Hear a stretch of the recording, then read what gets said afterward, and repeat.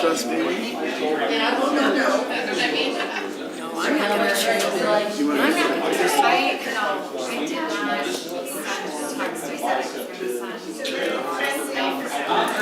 I got to make it dinner. Doesn't look like he's gonna be here. No, that's okay. I'll just answer the questions.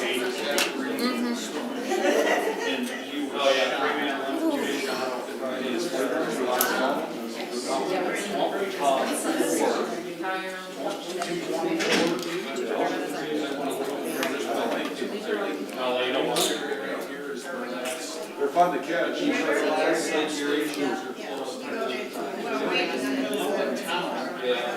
We usually do 2 weeks.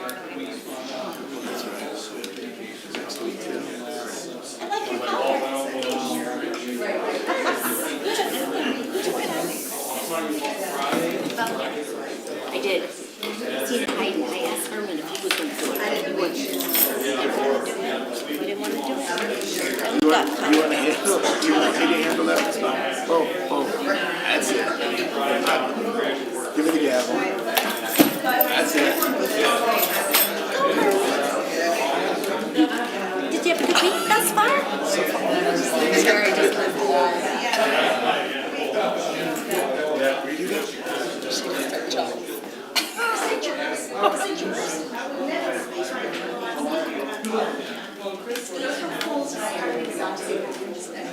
Yeah, well, I'm passing on that. I'm immature enough.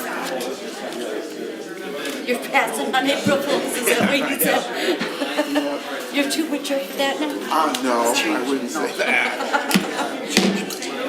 Just not feeling it today? I think we'll go through this first. See, next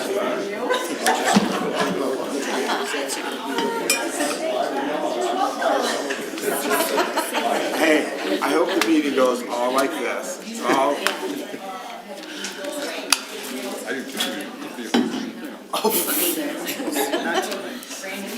Hey, do you want to run the timer? Okay. We ready? Ready? We're both. It's on. Okay. It's on. Yep. Video is working? Okay. All right, I will call the meeting to order, and if you would rise, pledge allegiance, please. I pledge allegiance to the flag of the United States of America and to the republic for which it stands, one nation, under God, indivisible, with liberty and justice for all. All right. Move into roll call, please. Greg Carnes? Here. Jennifer Eden? Here. Sarah Dolman Jersey? Here. Herman Ferguson? Here. Dean Haas is absent. Chris Rapetta? Here. Pam Moffler? Here. All right. Approval of the agenda?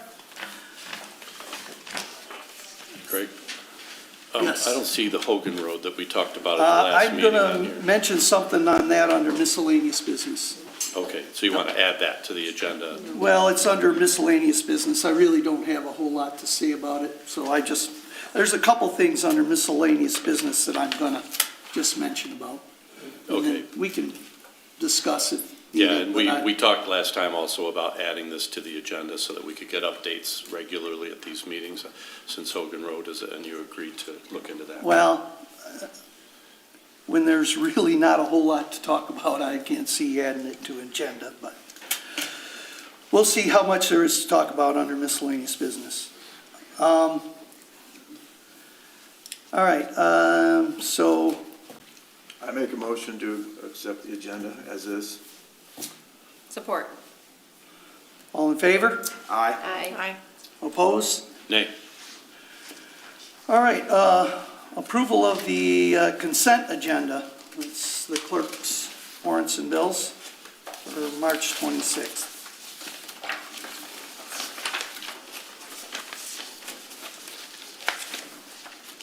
I had a couple questions, Greg. Okay, On the check register, I had a question regarding just the Livingston County Drain Commission, the $1.453 million. The two charges for that. And, oh, I'm sorry, there's one void check. So one charge for that. Is that for the sale of the REUs from some time ago to Heartland? No, that is a check to pay off the sewer bond, which the board approved last year. Okay, the whole sewer bond, so that we The won't see sewer- another, Sewer Another check. 2013, okay, yes. okay, That's so only that, that bond. We have just two more that bonds. one, okay, Yes, The 2013 bond, yes. okay. correct. And the other ones below that, the tax fund for Flagstar, all of those are just listed as Tyrone Township in the vendor name. Do you have any detail or could provide me detail? We don't have to do it right Those are this. the SADs that were paid out, And SAD means special assessment Special Assessment Districts? district, yes. Okay. Anything that was due to Tyrone Township, that's what that is. Okay, and do we have a list of each of those Special Assessment District names? Yep, you can stop by my office or call me and I will give those to you. Okay, if you could add that to your list or just email me, that'd be great. Thank you. That's all I have. Okay, do we have a motion for approval? I make a motion, we approve it. Support. All in favor? Aye. Opposed? Motion carries. Moving on to communications. Do we have any, didn't see any in the packet, but. Nope. All right, then we will go right into the first public remarks, and again, agenda items only, please.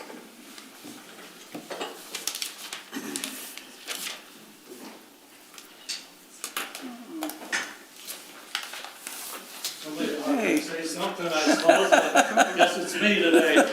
Oh, Steve. Hi, I'm Steve Hasbrook, 8038 Fawcett Road. I want to address just a couple brief things on a few of the items. The fire service is one thing I want to mention.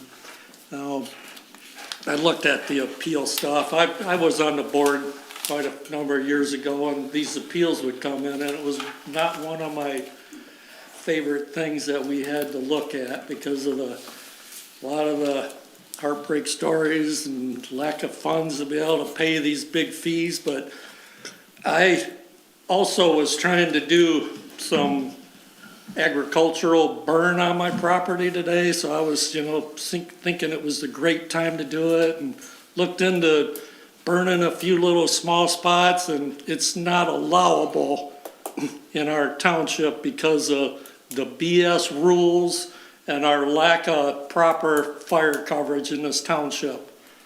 Now, quite a number of years ago, the board thought it would join the Heartland Deerfield Fire Authority, which we all became a part of that for a very short time. And as many of you know, we're not in it no more, but I think that this board ought to relook at joining into that. For several reasons, I'm not gonna go into a lot of detail, but I couldn't even burn a couple small patches of weeds because I was afraid of getting a $1,500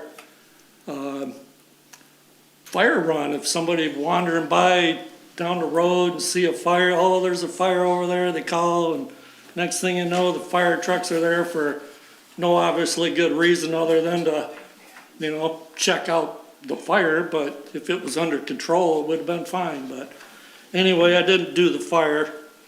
But I looked at this appeal, and I was traveling on January 31st. I was in the UP. My wife and I were traveling, and we'd go up there in the winter because we love the snow.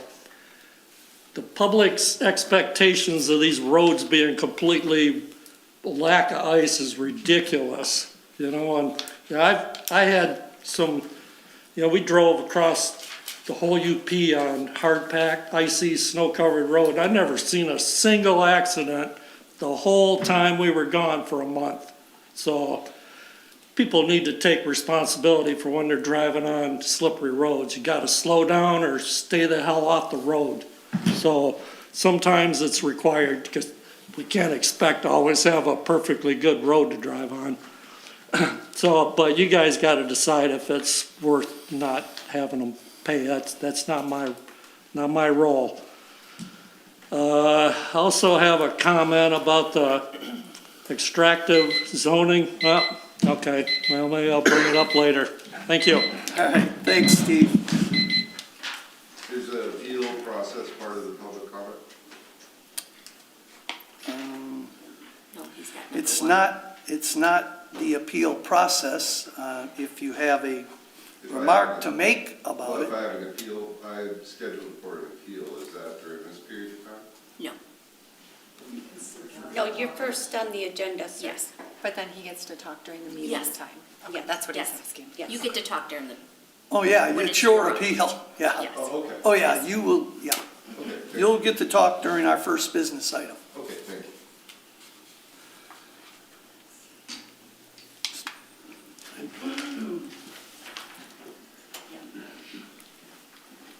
Where does that go?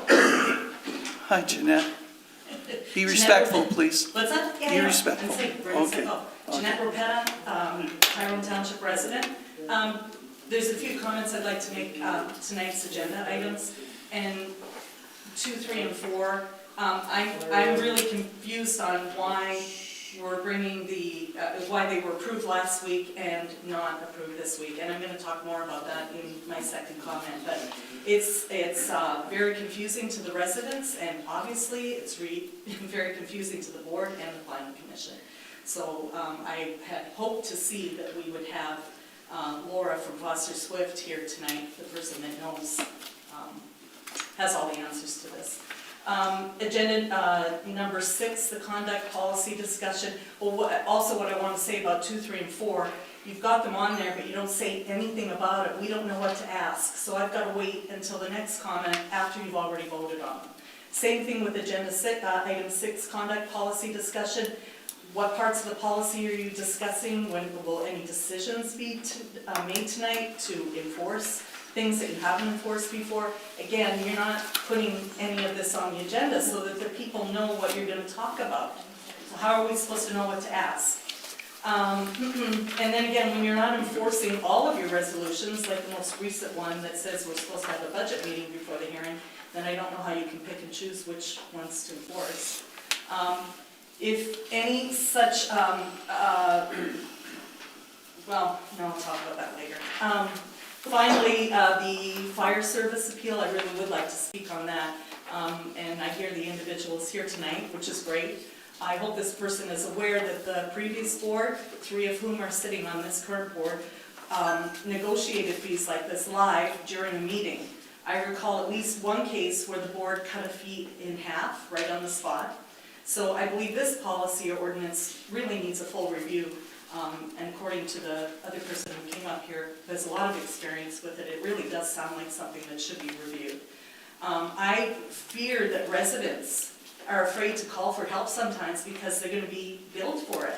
So even if you don't technically have to change this or change the ordinance, and maybe you wouldn't even be technically be held liable for a death or something that results because someone is scared to call, I think that you might want to look at this policy morally and see what you would do with it.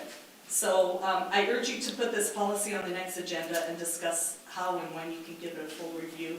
That would be an excellent example of getting some work done. And no one's stopping you from doing that work. Only the officials who control the agenda.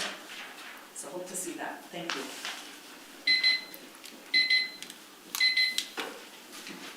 All right, Scott?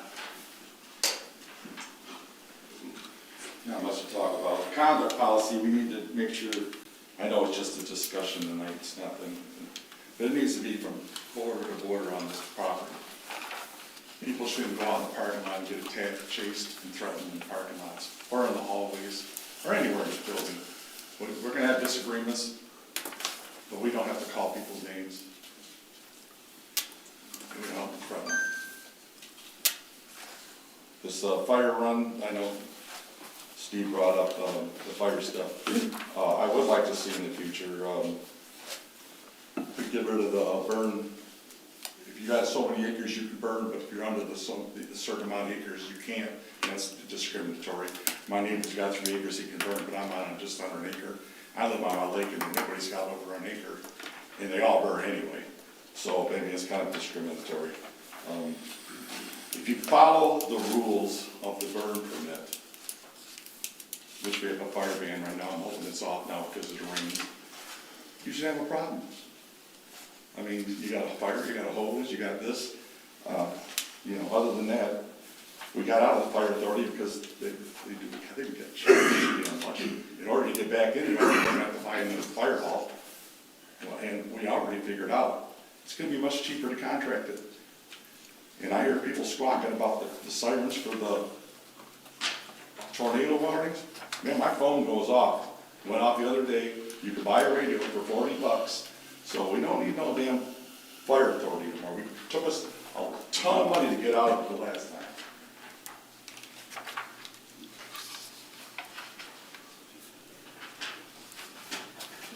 Anybody else?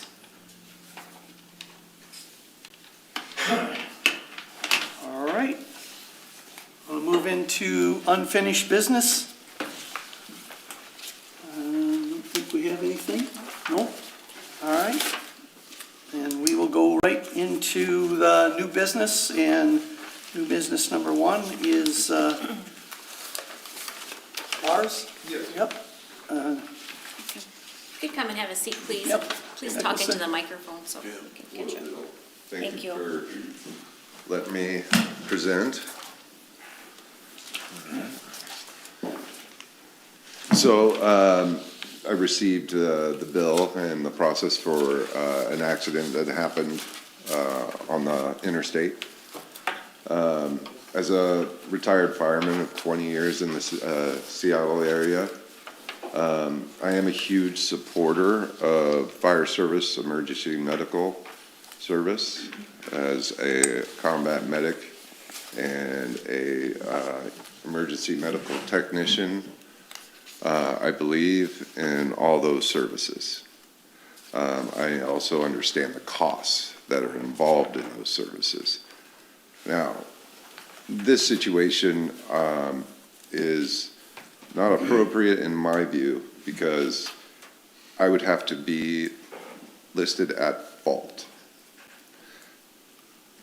Per the Michigan state law, a person involved in a vehicle is required to call it in, required to call 911. OnStar on my vehicle called 911. OnStar asked if I had any injuries. I said, I don't think so. But at the time, I did not know if anybody else was involved in the accident. So I did not cancel because that would have been negligence on my end in case somebody else was involved. All right. State Patrol was first to arrive on the scene. He was an incredibly professional officer. The trooper knew what he was doing. He was proficient. In this report by the fire officer, the one individual, there was, as you can read through the report, you see there's no other apparatuses. There was only one individual. He, in my opinion, did not do an efficient job. So I am being charged for services I shouldn't be, in my opinion. That person stated in this report that he checked in with me, checked me out. He did not. He walked up to the state patrolman who was standing outside my door. The fire officer did not do a 360 of the vehicle. He did not assess if I had a head injury. If I had a head injury, he did not understand where I was or what was happening, and he asked me a question, and I said, I'm fine. I could have come back home and died, or I could have been in the hospital, right? So the services provided were not acceptable, in my opinion. Okay. Okay, this other point I wanted to point out is that I think there is something in your rules here. I did want to mention that State Patrol did not find me at fault, did not issue me a fine. So I am not the person at cause. I may be involved in an accident, but you need somebody to appoint me as I caused the incident or at fault. If I'm being billed because my OnStar called 911, well, it's because that's Michigan state law. I'm required to call it in. And as I stated before,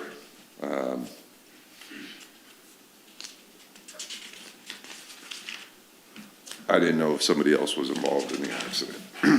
Okay, for this section here, and I believe this is under your bylaws, or describes the Michigan state at fault, meaning responsible party means whose actions or inactions cause or contributes to the occurrence resulting in emergency response.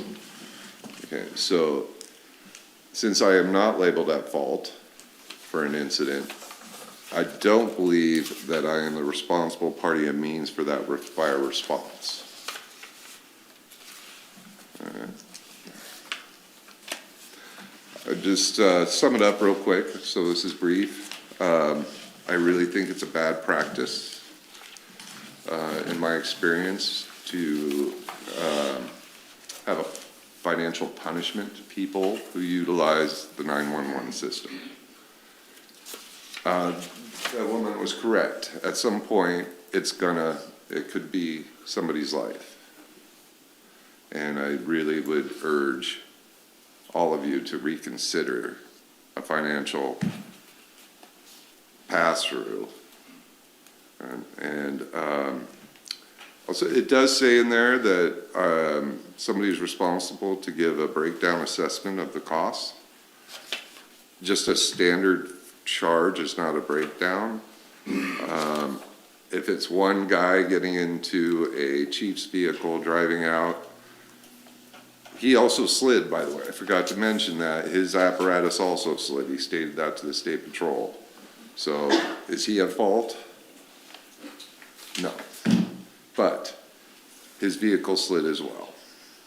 All right. I would just, I would request that if I am going to be charged, I would like to see a breakdown of those costs. Why one person getting in a vehicle, walking up to a State Patrol officer, getting back in a vehicle, and leaving the scene costs that dollar amount. I believe in paying my taxes. I believe in paying for emergency services. And I am I believe very much so that they're needed. Okay? So I'll leave it at that. I'll leave it at your decision. But I will say that if I am going to be paying this bill, I probably would request an audit of the emergency service tax dollars. And I thank you for listening to me. Appreciate it. Before you go, I have a question. Yes, sir. Sorry, may I jump in? Yeah, please. Well, I'm glad you're okay. Thank you. So that's the key That's part. very appreciated. That's the most important thing. You mentioned and I read the police report because I did see the contradiction between what the police report said and what your statement said. Oh, I did not receive one. Pardon me? A police report I did not receive. He's talking about the fire department report. Oh, I'm sorry, the fire department report. I apologize. Okay. Fire department. Yes. And you had mentioned that the apparatus type of the person from the fire department who showed up. Yes, sir. But it says it's a chief officer car. So it wasn't a fire truck that showed up with the, or a rescue vehicle from the fire department. It was just the chief's car. Okay. Is that true? I'm just asking. So that, it did look like a utility / vehicle. So I would say one operator in a emergency vehicle is probably either a battalion chief or somebody designated as an acting battalion chief that would assess calls. Yeah, I was just curious if it was a big fire truck that came. No, it wasn't a big fire truck. It was probably the size of my truck. And, you know, that's kind of the other thing, and I think I saw that it said in the dispatch, move this vehicle up, move this up, to cover this area, but yet it shows on both those 0 and 0 under other assignment, other apparatus resource. So, you know, really, we are just talking about that one vehicle, that one chief officer that's listed in the report.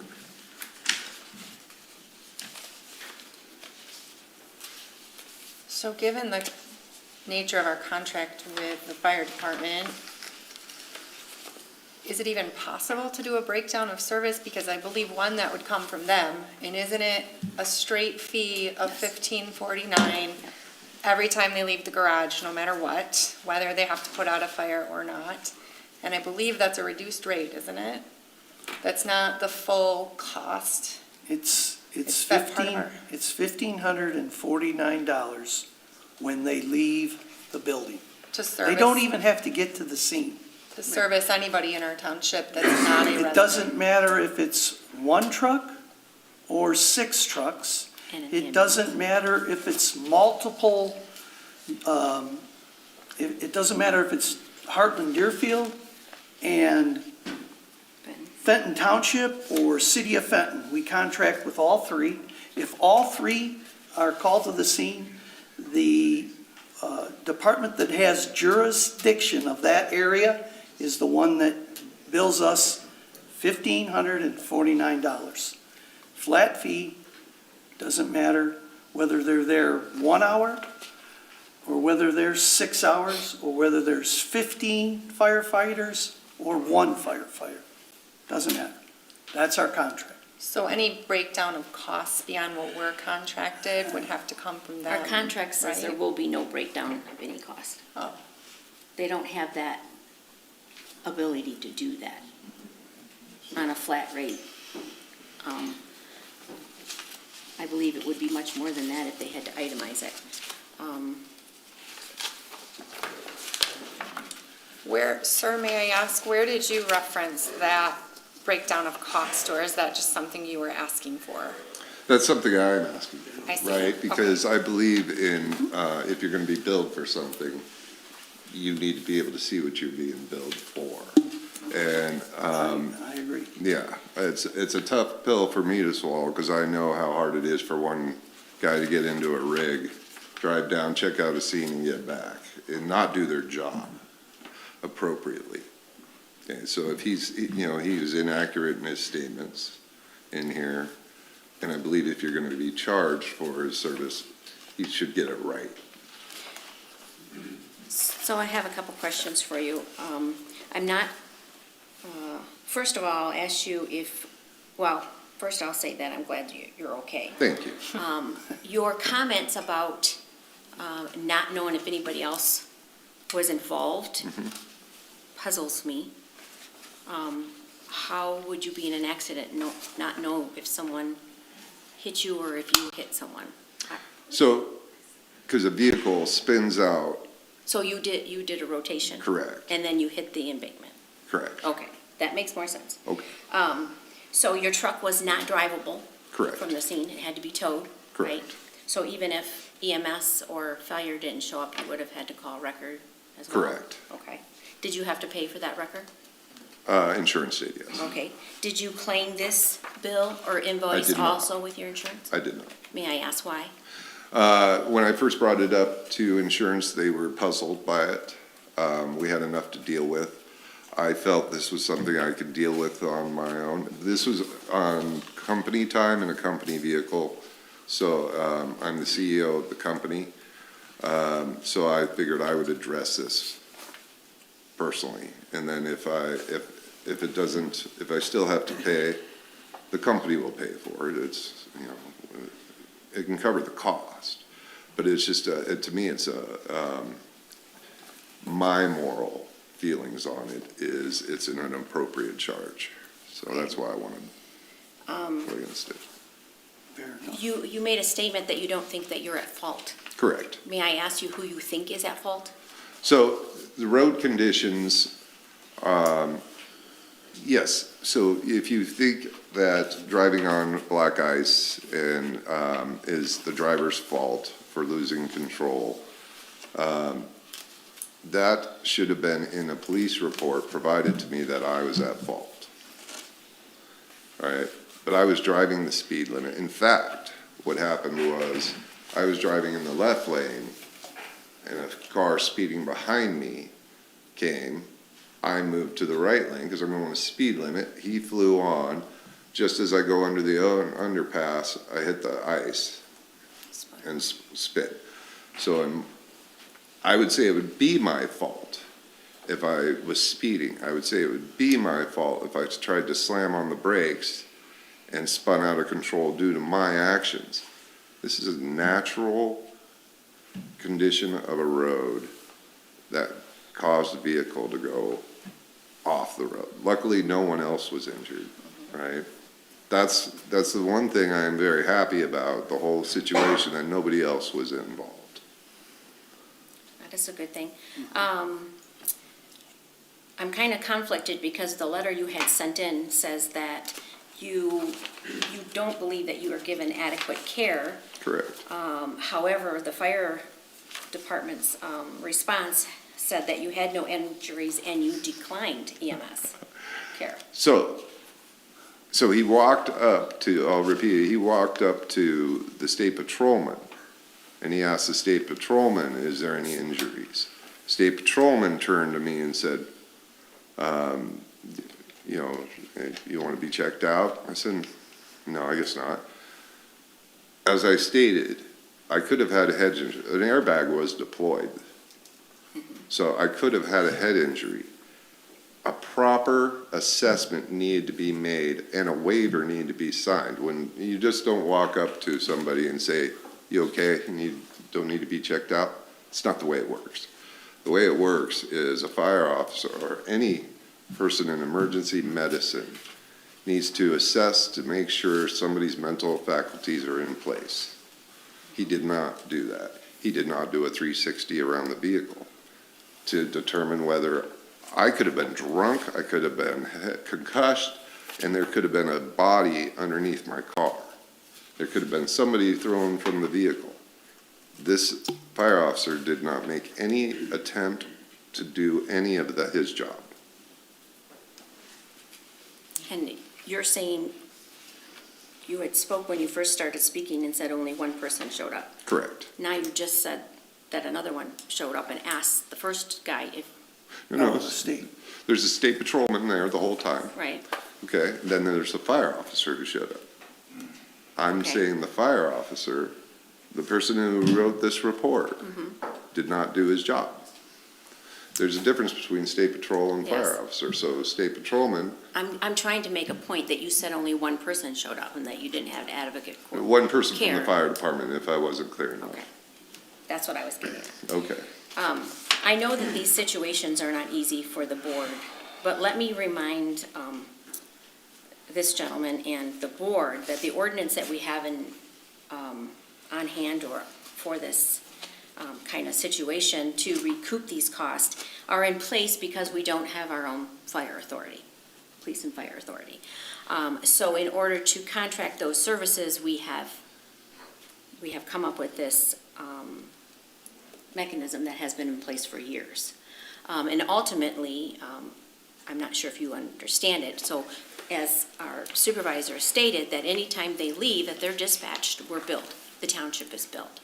So if you're not wanting to pay that bill or don't you think you should, you do know that the residents are on the hook for that bill because ultimately we have to pay it. Because there's taxpayers are required to pay, and I pay taxes in my city where accidents happen from passerbyers all the time.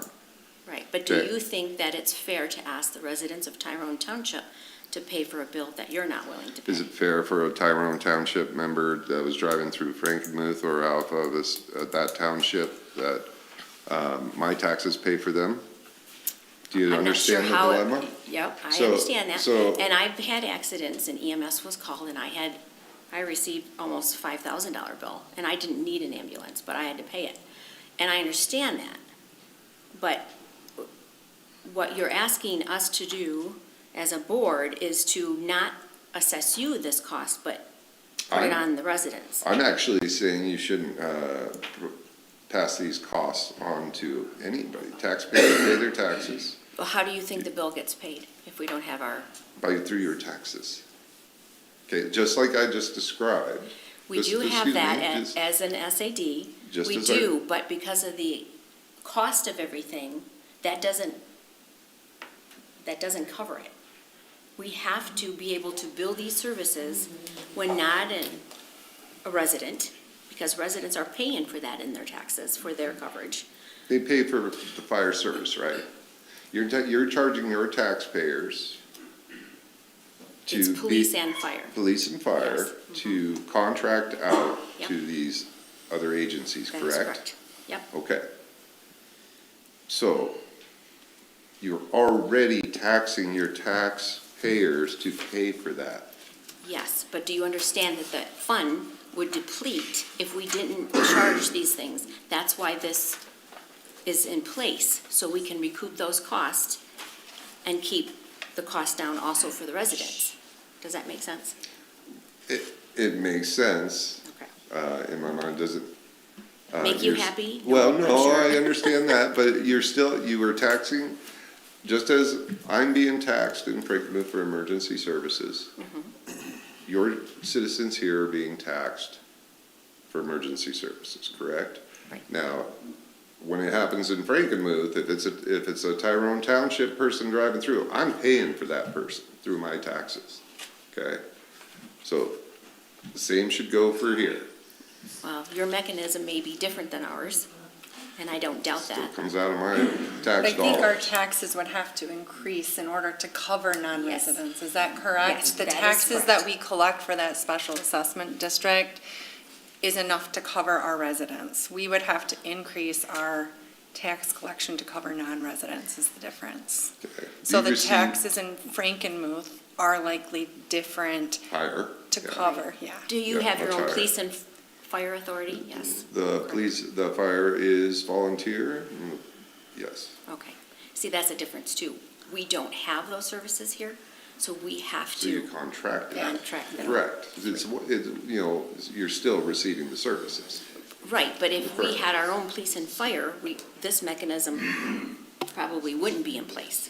Well, there's another way to also address that, though. I mean, I don't want to mischaracterize that, because you can assess the higher tax to the residents to cover all emergency responses. I mean, that's another mechanism, as you would Do state. you think the residents would be on board with Let that? me ask you first, how many, so the extra charges is $1,549 does not apply to any resident That who is would have so if I, as a resident, got into an accident today, or on my way home from the board meeting, God forbid, and they had to roll out the EMS and the fire trucks, I would not, as a resident, That is correct. have to pay. That is correct. So how many each year do we have of these instances where we have to charge a non-resident this $1,549? Do you have an idea?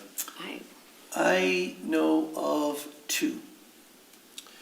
Okay, so two. With the interstate, Okay, well, so two. but I know of two. And on average, I would guess there's maybe a couple, let's be bold and say maybe even 3 a year if we had to. Oh, there's much No, more there's than much that. more than There's that. much more than That's that. what I'm asking. Yeah. That's what I I'm mean, asking. I don't have a specific number. I do the billing for them, I and would I can say assure you there's quite a few more. dozens Yeah. every year.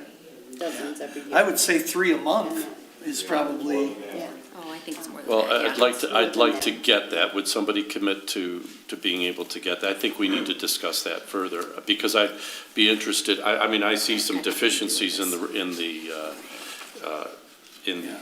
the ordinance as well, as I read through it trying to prepare for this meeting, that we don't have anything from the the liability for emergency services, for example. We don't have any specifications for natural disaster.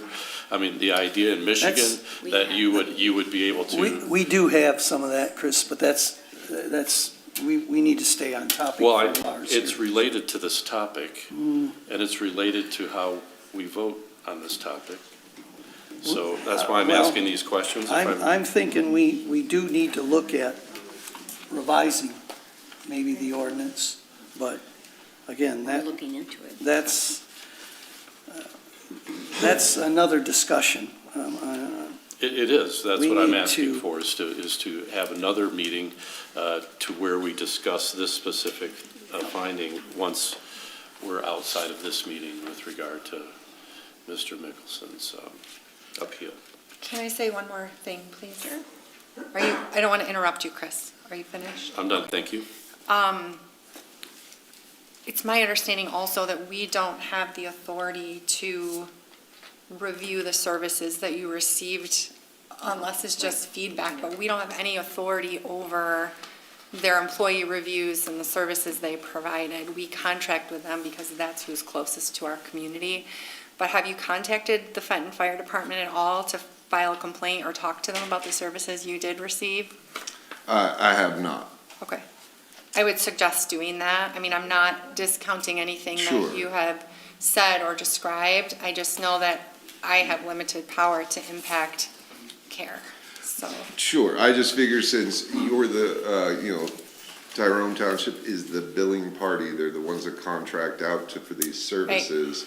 It's important for you to know you're billing me for poor services. That's kind of what I wanted to get across, right? Incompetence. Okay, if Fenton Fire Department is paying this person to do a good job and take care of people appropriately, save lives, they're failing. All right, and so you're contracting out to this, I want you to be aware that that's a fail. His actions are a fail in my book. Greg, I was wondering in the future if we could have Bob Carenduff, who is a Tyrone Township resident, to come in and talk more about this. You know, if I'm driving along and I look at this and the guy walked around my thing, I would think $1,549 is too much, for this. But also, when they have a house fire and they come out with all their trucks and stuff like that, and they only charge $1,500, because my house burnt down, I had 5 departments there, and I only had paid, at the time, $1,200 for about 20-some thousand gallons. So if you're driving through a township like you, and you didn't do anything, I could feel your pain on that and saying, this is unfair, I totaled my truck, now I gotta pay this. And I think what we need to do, Greg, is talk with them about this, because I know the individual here. I grew up with his dad, and he is a reputable guy, and he does care about people, and he's a trained EMS, Josh Sturgis. He is a good guy. So, he's been on the department for a long time. So, if I could, I would erase it, I would say that. But then I have to look at the residents and say, now we gotta pay it. So it's kind of a tough thing to make. Yeah, I understand that and I appreciate that, and I am sorry about the house. Yeah. Right, that's a loss that's devastating. But there's another thing right there. I would want the best service possible for your property, for everybody, every citizen here. And so I would encourage, I definitely would encourage not discouraging people from calling 911. So next time I'm driving through this township and I see smoke coming from somebody's home, I'm like, well, I don't want a bill, so I'm not gonna call 911. All right, that kind of scenario. But I believe in good quality, I believe in a high standard of emergency response. Because that's what I did for 20 years. And I think this township taxpayer should consider up in the game. That's just my opinion. I'm not a resident here, but that's just my opinion. Herman, you said you were charged a Yes. fee Yes. as a resident? Yes. so that must have been before this current contract? yes, it Okay, was. different contract, because, It was 2007. okay. I was just asking because Jennifer said that our current contract, we don't charge the residents for That any was emergency. 2007. Okay, thanks. Fire run. Look at it tomorrow.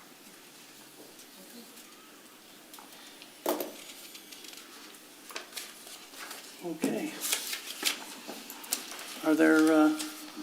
Are there any other questions? Any other comments? I'm good, thank you. I appreciate being able to express it. Yeah, I'm glad you did. I guess I would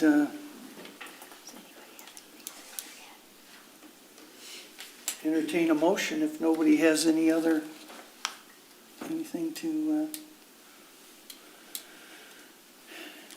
to add? I don't have anything to add. I'd make a motion to waive the charges for this particular instance. Okay. Do I have a second? Like you said, Greg, if he doesn't pay it, then the residents have to pay it. Somebody's got to pay. I wish he didn't have to pay it. He was traveling through, but I can't say that, that I'm going to waive it, so they have to pay it. Because we have to. We've done it, as Jeanette said, a few times in the township. Somebody has to pay. So I don't have a second. Understand?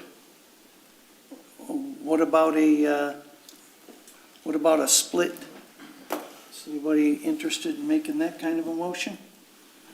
Or we split the fee with him?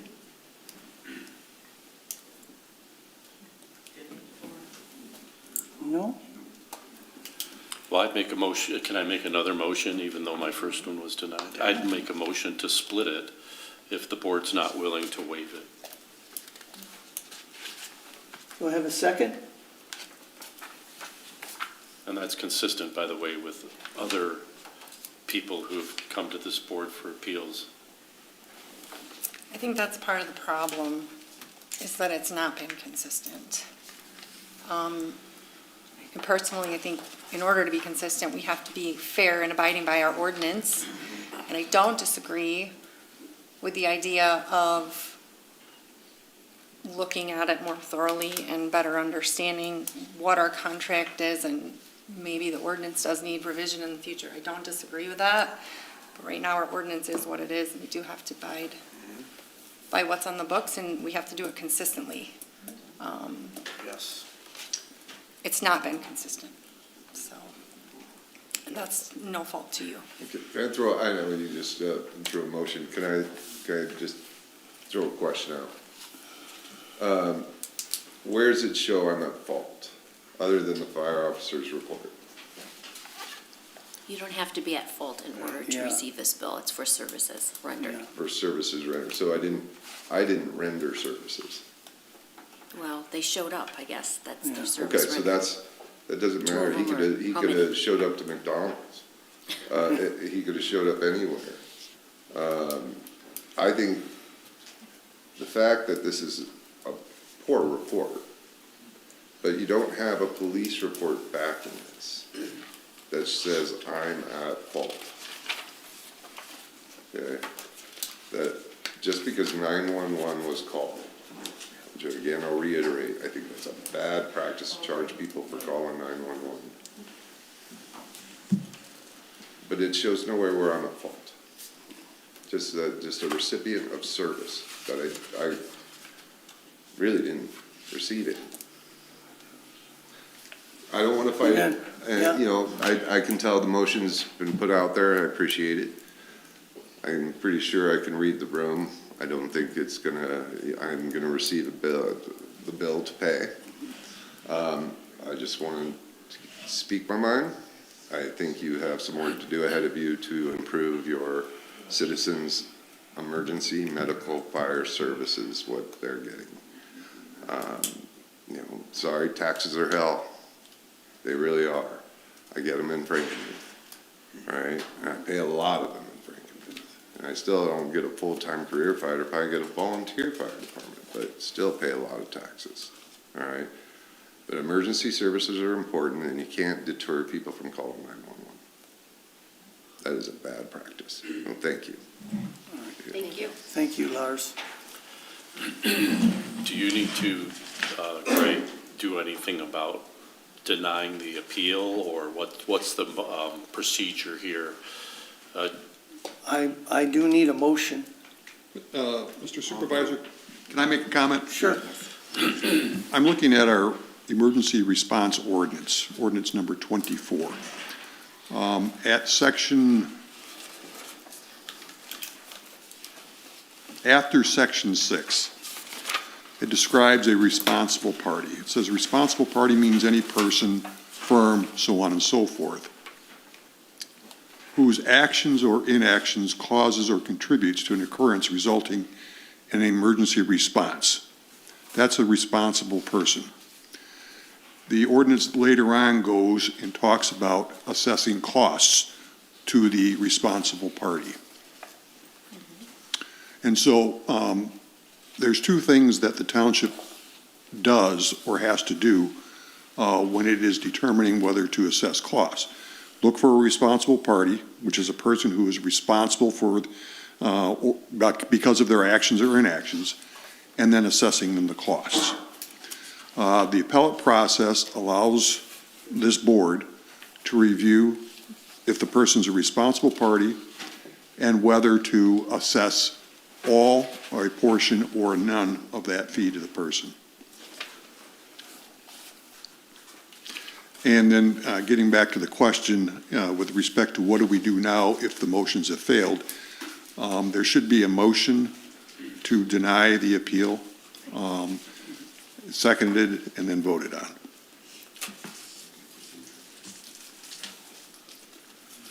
Given what I already stated, I'll make a motion to deny the appeal. Support. All right, there's a motion. All in favor? Aye. Opposed? No. Sorry, Lars.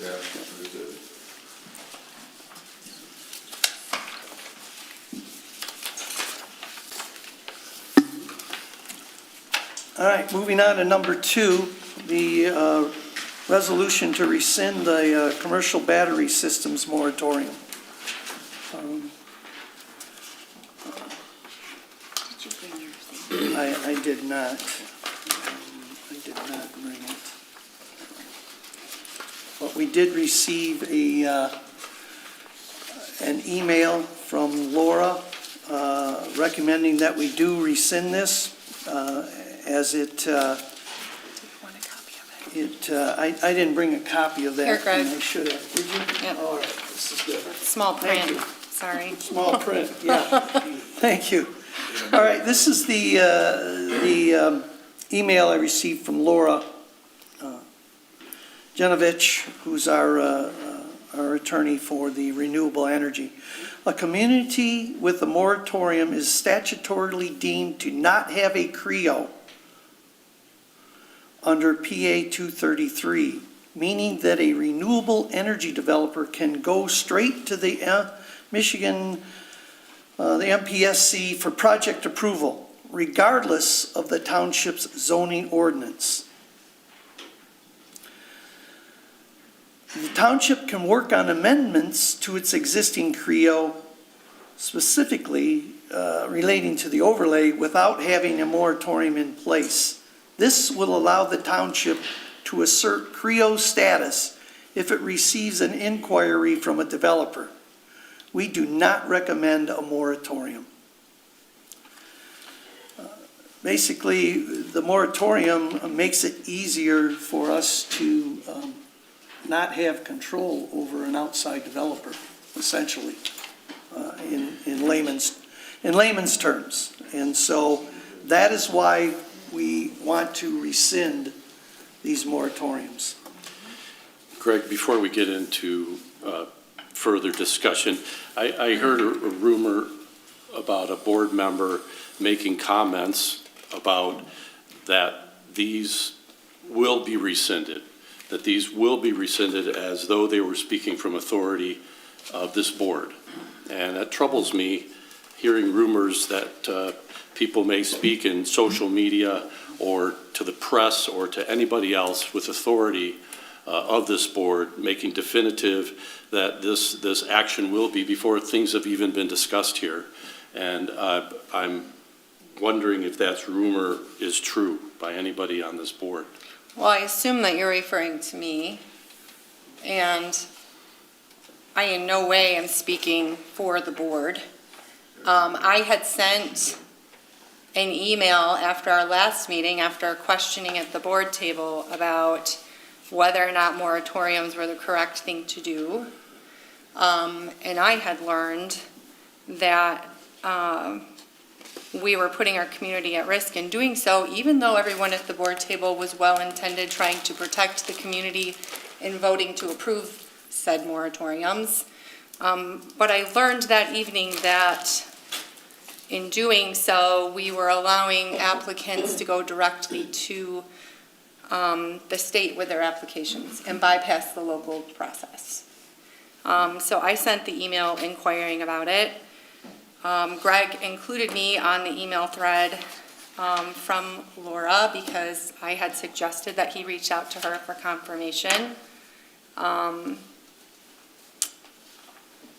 And so I perhaps made an error in word, but I also did not ever intend to represent the board in their decision-making process. I did everything that I could to bring it to the board table for discussion, and you indicated in an email that you had questions about that with regard to solar. Yep. And so I'm looking forward to what you have to say about that. And I also find it ironic that this is being picked apart given all of the misrepresentation that's going on in other matters. So, Yeah, no, with the board's authority, it's ironic. I appreciate that, and I do believe that the issue is that when people speak on behalf of the board as an individual member of the board and tell people perhaps, as a rumor goes, that we're going to pass a resolution when it hasn't even been discussed, that's the epitome of hypocrisy, Well, it's- considering other things that are going on. You know, Chris, and other- it's I think a, we're off Let's topic. stop. it's a I'll handle gotcha this. moment. It's another gotcha moment. No, no, And no, I no. want to just say this. Everybody on this board voted to protect the Come on. township with the moratoriums. And I don't know how everyone's going to vote, but I am confident that everyone on the board All right. is going to support fixing our error. Let's get back to topic. Let's get back to the topic. I see what's going on here. And so, again, Well, before you go forward, I would like to say Okay. that I do believe whatever email that you're discussing, whatever, I do believe there were good intentions to bring out that what we did was maybe not the best thing. So now we're here to correct it, so let's move on. thank you, Well, I Pam. mean, good intentions apply to evidence and law and things of that nature. It can't be applied one way to one situation and one way to another. If people have an opinion about a vote that hasn't been discussed or to take place, they should start their statements with, "in my opinion," not something else. Okay. Okay? That's what I'm trying to clarify, so that we don't step into our own whatever, is that we have to be careful with the things that we say and do as we go through all, talking to media, social media, everything. Everything is important. Okay, We agree. all right, Move on. that's a valid point, Chris. Can we stay on topic, though? Let's go back to That's the, the topic. I'm with I you. know. The topic is to rescind the moratorium, or moratoriums. So, So back to business number 2. So we would need to go through each one of them as listed. Correct, individually, yes. So, Is it also roll call? Yes, Thank you. yes. so I'm looking for a motion to rescind the resolution. Was there something specific about solar, Chris, that you wanted to say that you were concerned about? I'll Because I talk did about not- that when we get to the solar one. The first one up is the battery. Battery. But yes. So there is. I'm looking for a motion to rescind the commercial battery systems moratorium. I make a motion to rescind the commercial battery systems moratorium. Second. We're so resolved, right? Because it's a Yes, so resolution. resolved. Okay. So, So Herman? Support the resolution. Okay, roll call, Jennifer Eden, Yes. Herm Ferguson, Yes. Greg Carnes, yes. Chris Repetta, Yes. Sarah Dolman Jersey. Yes. Dean Haas is absent, Pam Moffler, yes.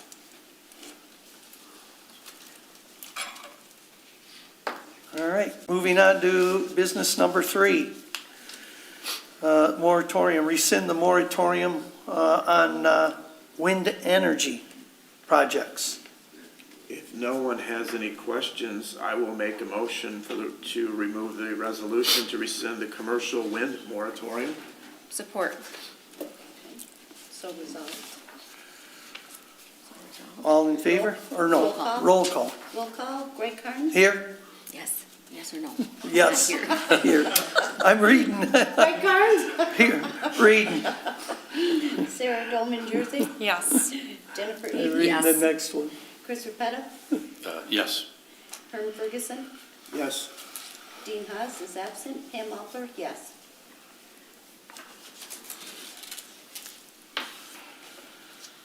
All right, moving on to new business number 4.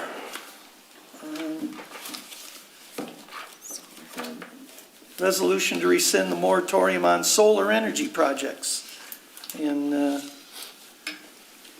you have some concerns, Chris, and I do. I'm I do. interested to what they are. Yes, thank you. Appreciate the time, Craig.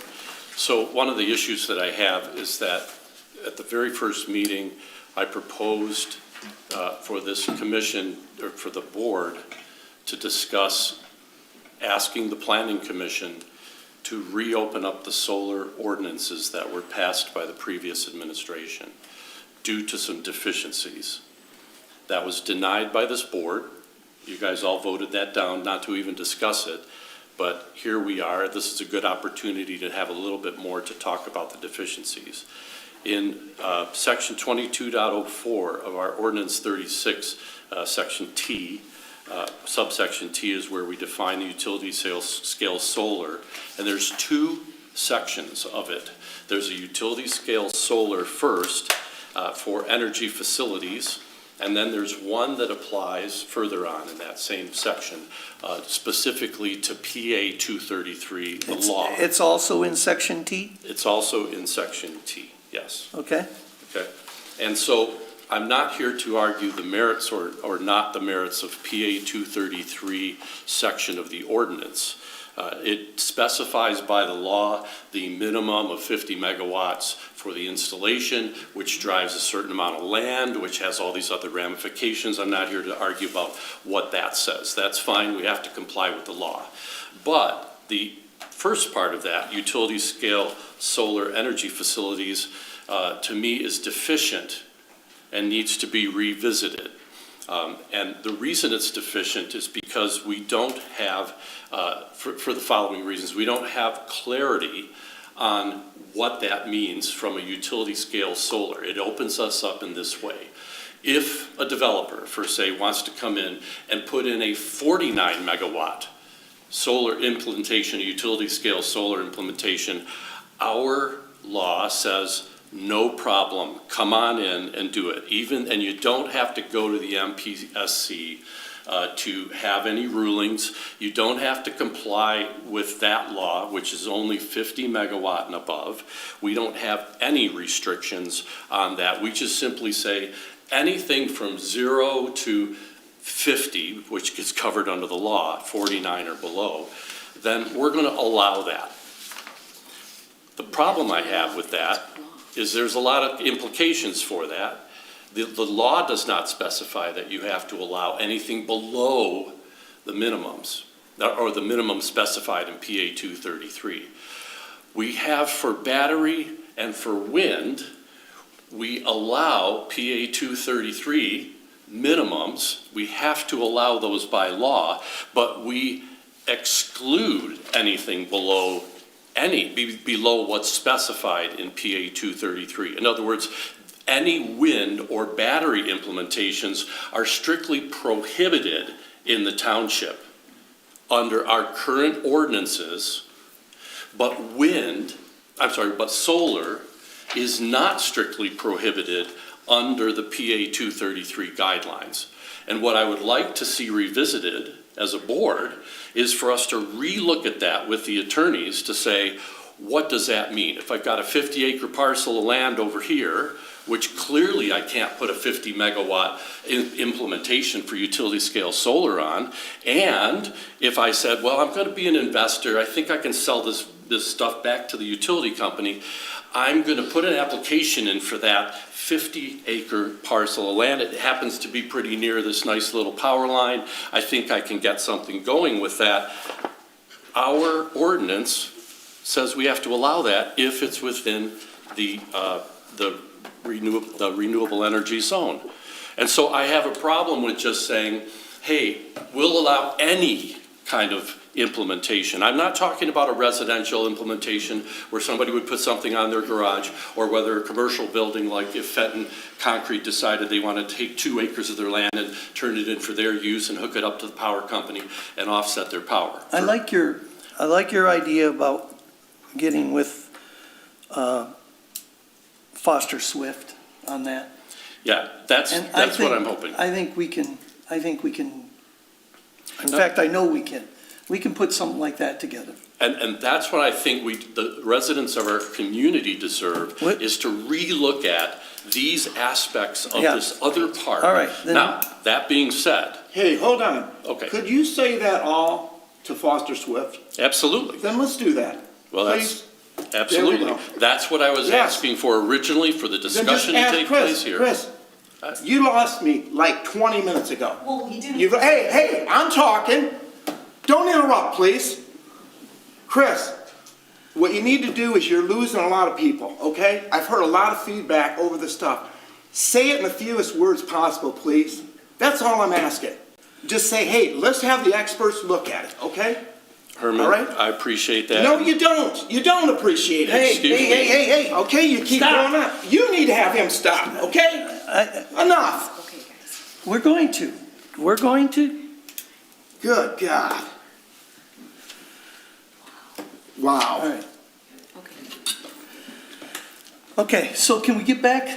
So the to the moratorium then has implications of revisiting, because if we remove this moratorium now and choose to have the planning commission pick this up, we need to clarify with the attorney that this moratorium would be helpful while we revisit the ordinance for solar. That's the question. I believe that since we already have an adopted solar ordinance, correct, along with the overlay, and I'm just using the example of the overlay, because the advice given by Foster Swift was not to do the moratorium because we already have those 2 items adopted. Right. But it doesn't mean that we can't amend them and be working on them, but it would be Exactly. problematic in protecting our community to put the moratorium. It says right here in back the in place. Does in that our make last sense? sentence, the township can work on amendments. Correct. So we can still work on amendments. Of course, I completely understand that. I'd like So- to ask them about, I believe that that's very true for the PA 233 stuffs, especially just like to have the opportunity to talk to Foster Swift and then discuss it with this board. Okay. This is the place where we discuss these. Yeah. All right.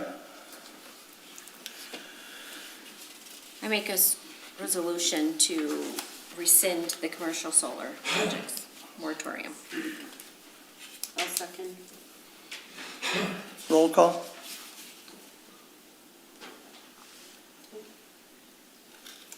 Chris Repetta, Yes.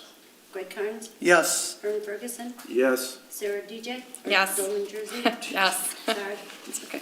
Jennifer Eden. Yes. Dean Haas is absent. Pam Offer, yes. Sorry about that, Sarah. It's okay. It's a long name. All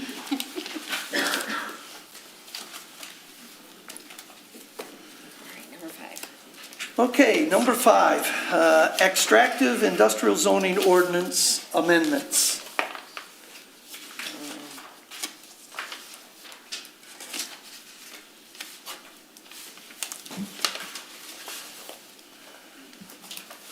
So,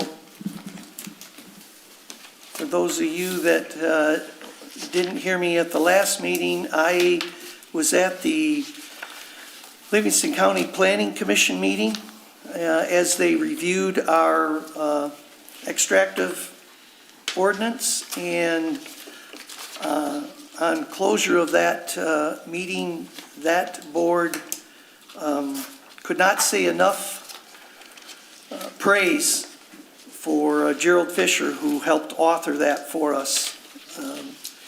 In their words, it is the best in the county among the townships, and that there's a good chance they will be using that as a template for the other townships as well.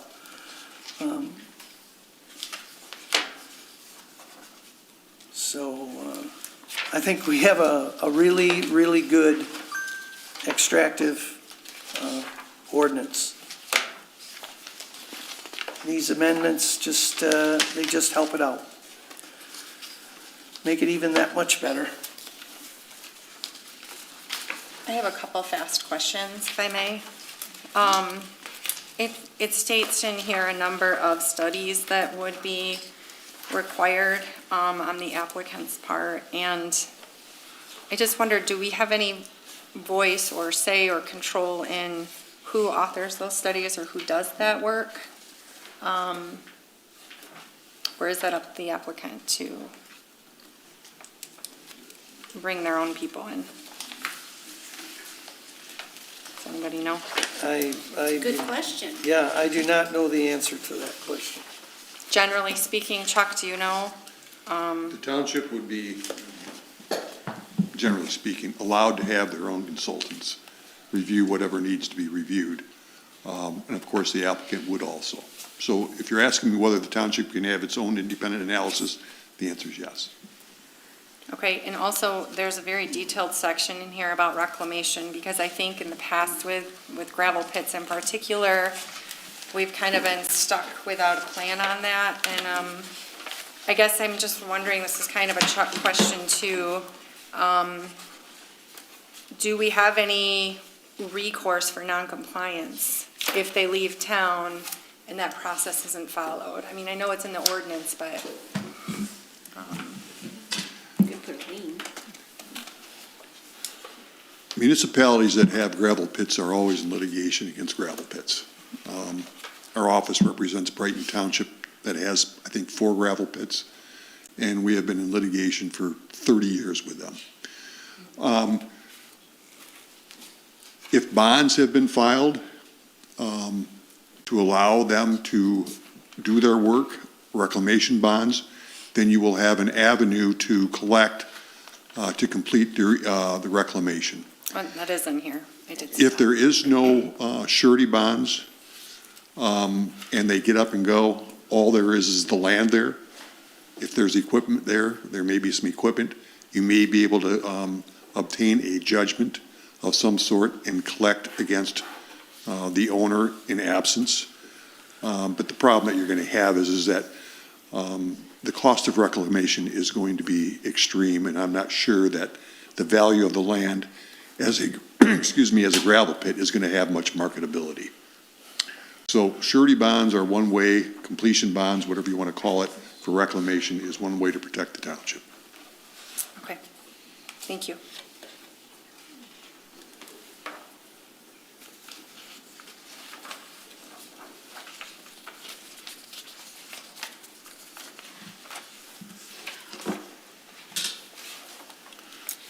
It looks like it says a biennial township review where materials are submitted to the, is it the clerk that gets turned into? Do we do that in any other circumstance, or is that a new procedure for Tyrone? Where we review their permit, and then update and reissue it?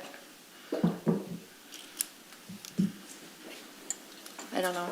I've not heard of it before, so I don't maybe I it's a don't know Ross of any question. but- instances where we review a I permit. haven't had one submitted. I don't think the clerk's department, no, but I believe planning and zoning. Planning, It wouldn't have been on the clerk. The amendment of ordinance number 21, second, third page. It's under A, it says permit applications. It says the township's engineer's review shall include a recommendation to the township supervisor concerning whether or not the environmental report, assessment, or statement should be prepared. And then it goes, the supervisor shall communicate such requirements to the applicant. And then on 3, it says, if applicable, the supervisor or zoning administrator shall communicate to the applicant the requirements of the completion of the application. I think that's kind of condescending. Either that last statement of paragraph 1, the supervisor shall communicate such requirement to the applicant, should be omitted and just go with the 3, or put supervisor or zoning administrator also on paragraph 1.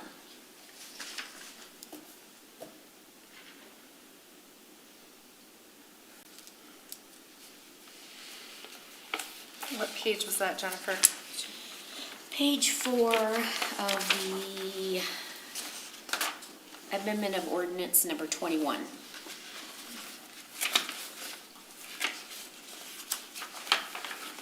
There's a bunch of little subsections in here, but it's page 4 of that one. Right there. yeah. See, it Right says here. the supervisor here, and then down here it says supervisor or zoning.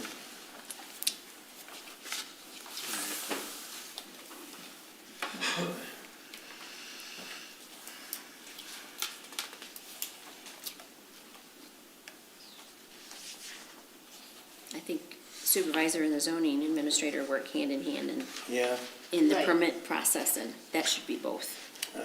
Yeah, I don't think it should just I be agree. one individual. Right. I agree. The zoning administrator should be a part of that. Yes, communicating what is needed on the application.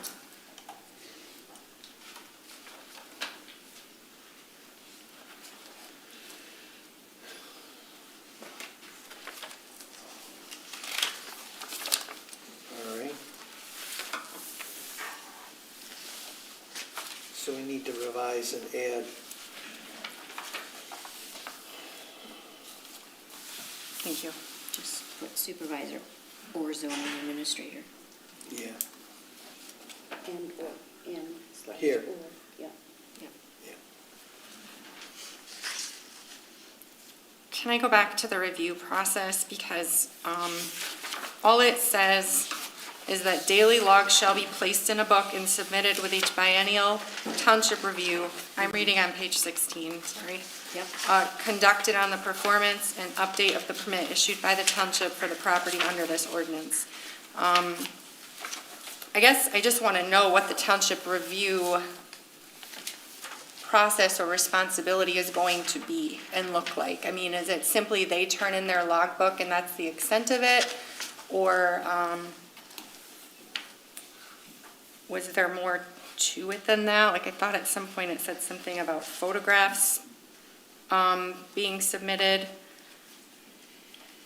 I did read that too, I'm not sure what section. Might have it's been in. the application section, but I guess what I'm getting at is I want to make sure that whatever that review is thorough and we're clear on what the process is. So it should be more than just turning in a logbook and us saying, yep, okay, you're good to go.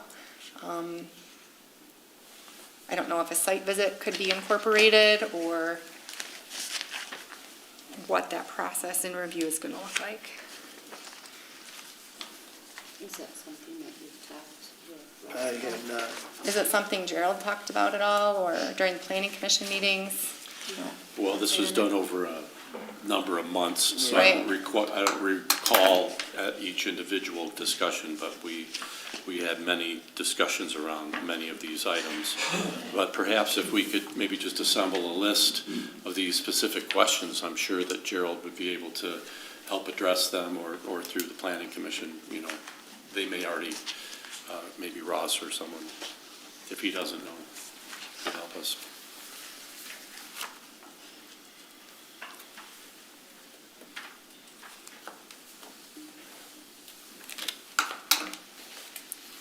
I might be wrong, but I think in the boards, when they're approving any such use permits, that we have the time, at that time, we can set limitations and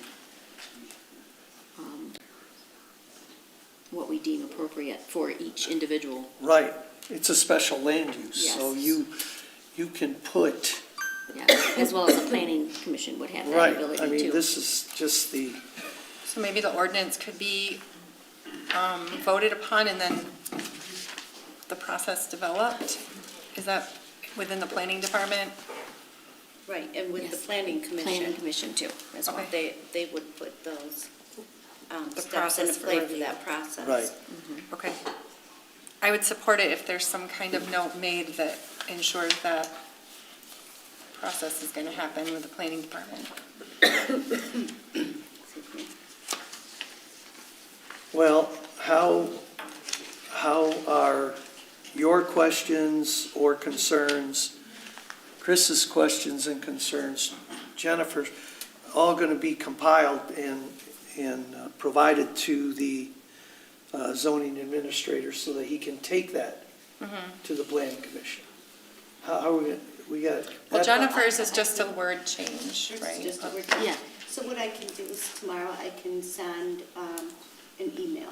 And so, let's say Chris, he puts down in that email his questions. We're not having a conversation, he's just putting his questions. And then each individual add their questions to it as we get through, all of us. And then that can be handed over to Ross.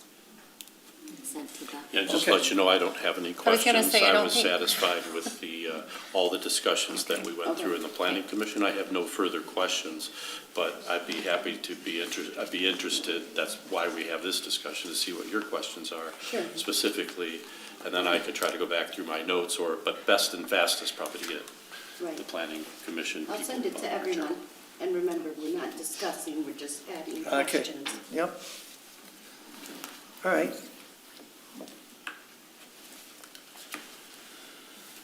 Okay, is- All right.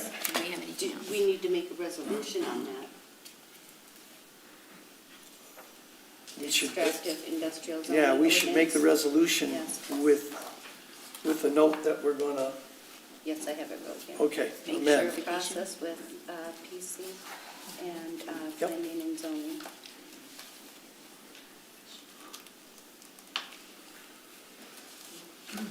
All right, will someone make a resolution then to, Are you making a resolution to pass this right now, to adopt this? Or adopt with conditions?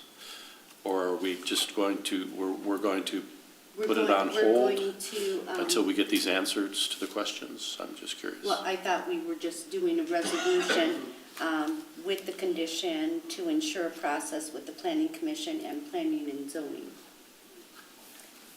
And also Okay. Jennifer's language change. Okay. and Jennifer's language.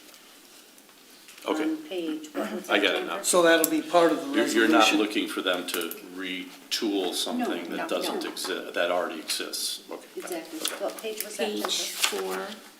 4 of amendment of ordinance number 21.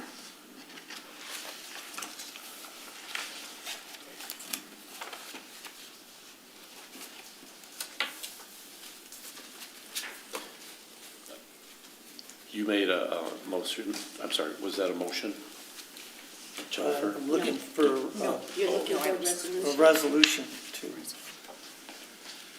for the extractive industrial zoning ordinance amendments with conditions.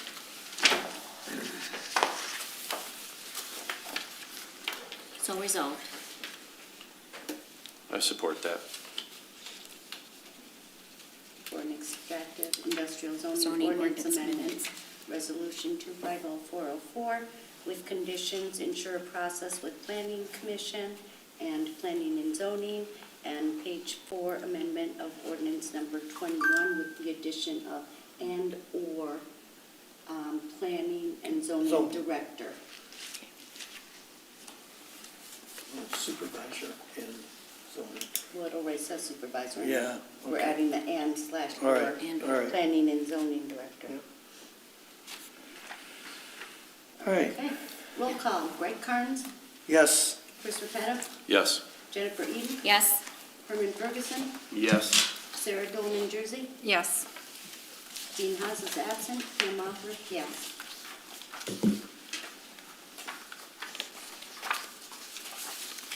All right, moving on to the last item on new business, number 6. This is a discussion only on conduct policy.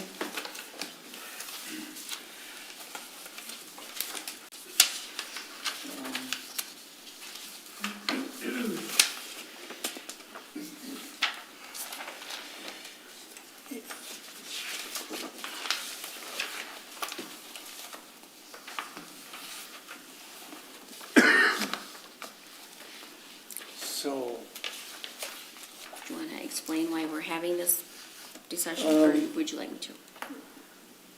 well, there seems to be some things missing in that it pertains mainly to the audience, or I should say the residents, and there was some thought that we should include some board.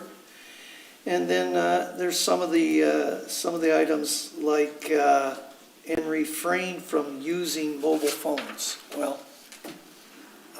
obviously you can text and quietly, but we do ask that you put it on silent so they're not ringing. And obviously it would be very disrespectful to be sitting back there talking on it. So we asked, we want some verbiage change there. And then there was also some, what else do I have over here? Some talk about, the back corner being the recording. We were gonna take that out, as long as the person recording wasn't impeding the flow of traffic or the view of any attendees. Is there anybody else that had some things they wanted to?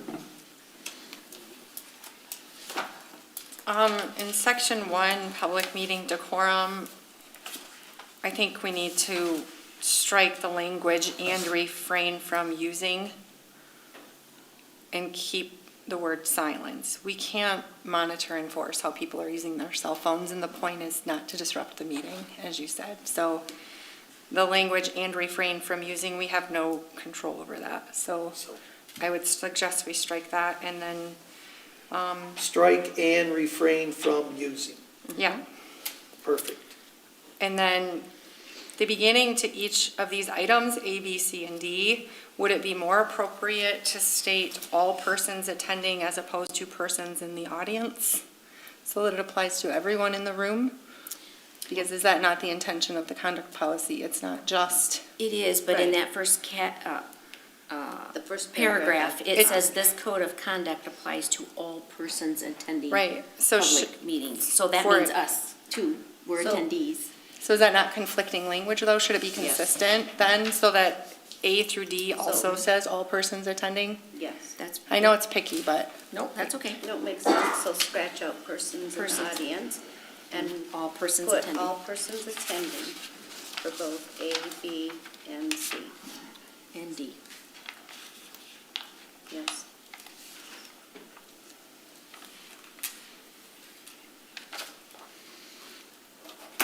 May I make a comment about C, number 1, letter C?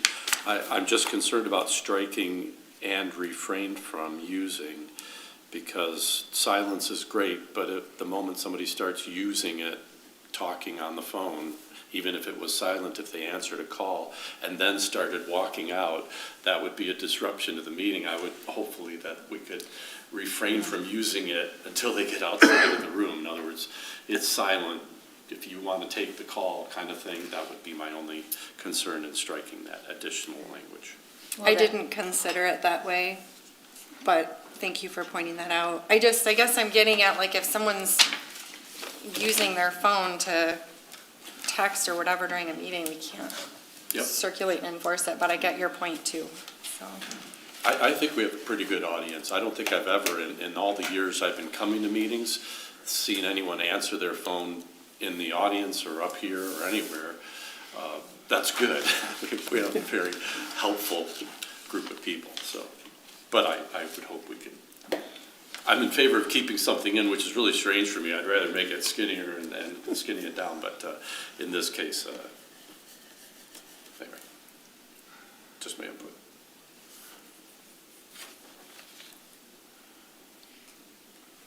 I think that's fine. I think we could leave it in there except for individuals using their mobile phones to videotape. Would that be refraining them from using their mobile phones? Because in essence, The that's a use of a. the OMA allows mobile phones use for videotaping already. I don't know that needs to be specified specifically here in the resolution, because I think it calls out, I'd have to check the exact verbiage, but I think they allow that. I think we should strike it. I don't think we have an issue with people using their phones, and if we end up having to add it back in at a later Sure. time. We can do that. I don't have any issues on addressing the Board of Commissioners. Okay, Does so anybody we have want anything? it, before you move on, Okay. persons in the audience will silence Mobile phones. and/or pagers while the meeting is in session. Right. Okay.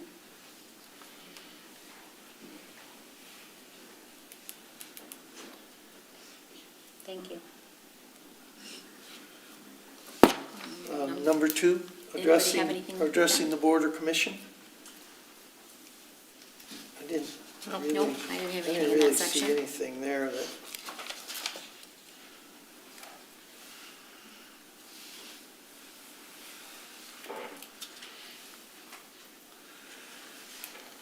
All right, then number 3, recording and telecasting of meetings. Do have a change to 1. Attendees who desire to record or telecast any public township meeting is permitted to do so as long as the attendee remains seated. Strike out the recording is done from the designated southeast corner of the meeting room. But we should probably leave in there as to not impede the flow of traffic or Well, block. wait, before you go. Okay. So then should it say, any person wishing to stand and record may do so at the back wall so as not to impede the flow of traffic, block exits, or the view of attendees? That would be fine, yep. Or you can move that to B and just put that, make it a new one. Because It's remember, easier. we Any persons wishing to stand and record may do so in the back wall. I think that's fair. And that's so not to impede the flow of traffic or block Yeah, exits or views. because B needs to be completely, I mean, no cables, microphones, cameras, tripod, cell phone used to record, or other equipment allowed outside the designated, we're Okay. allowing, Right, we're allowing cell phones to record outside the designated area. right. But if they have cords or anything, they have to Right. be standing at the back of the, Correct. Yeah, for Or A, which just- I don't know that it's necessary to specify standing in the back or anything, just as long as the intent is good, not to impede the flow of traffic, blocks exits, or the view of attendees. You know, we'd have to probably move all the chairs out of here if we forced them to, quote, sit down in that sense, you know, or had to specify that. Right. I think that's implied, that they would be able to do that. But with respect, I believe asking people who want to videotape and stand up to move to the back is not. Sure, standing, I don't have an issue. If they have to stand, I think being in the back so you're not impeding traffic or the view of other attendees is fair. Right. So for A, attendees who desire to record or telecast any township meeting is permitted to do so as long as, and then you want so as not to impede the flow of traffic. And then for B, any person wishing to stand and record may do so at the back wall as not to impede the flow of traffic, block access, et cetera, or what are you looking for? So what if they sat in the chair right over by that podium, is that acceptable? No, in their chair. What do you Well, mean? what if they had a chair sitting right, it has to be At the right podium? here? What if they took a chair A and sat chair in the right audience. Okay, Audience seats so- are in the audience. So right there is where it comes, they can't put any rows further up. No, no.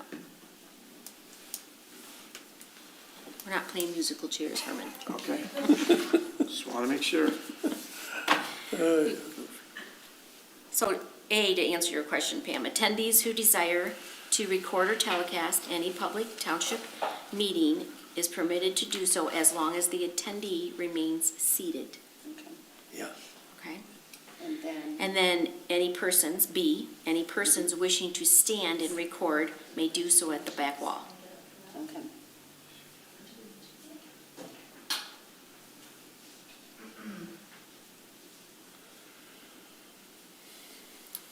C, I think is fine. What do you guys think? Yeah, I don't see any problem with C. Or D. D? No, I'm fine with that. Nope. Anybody else got anything? Um,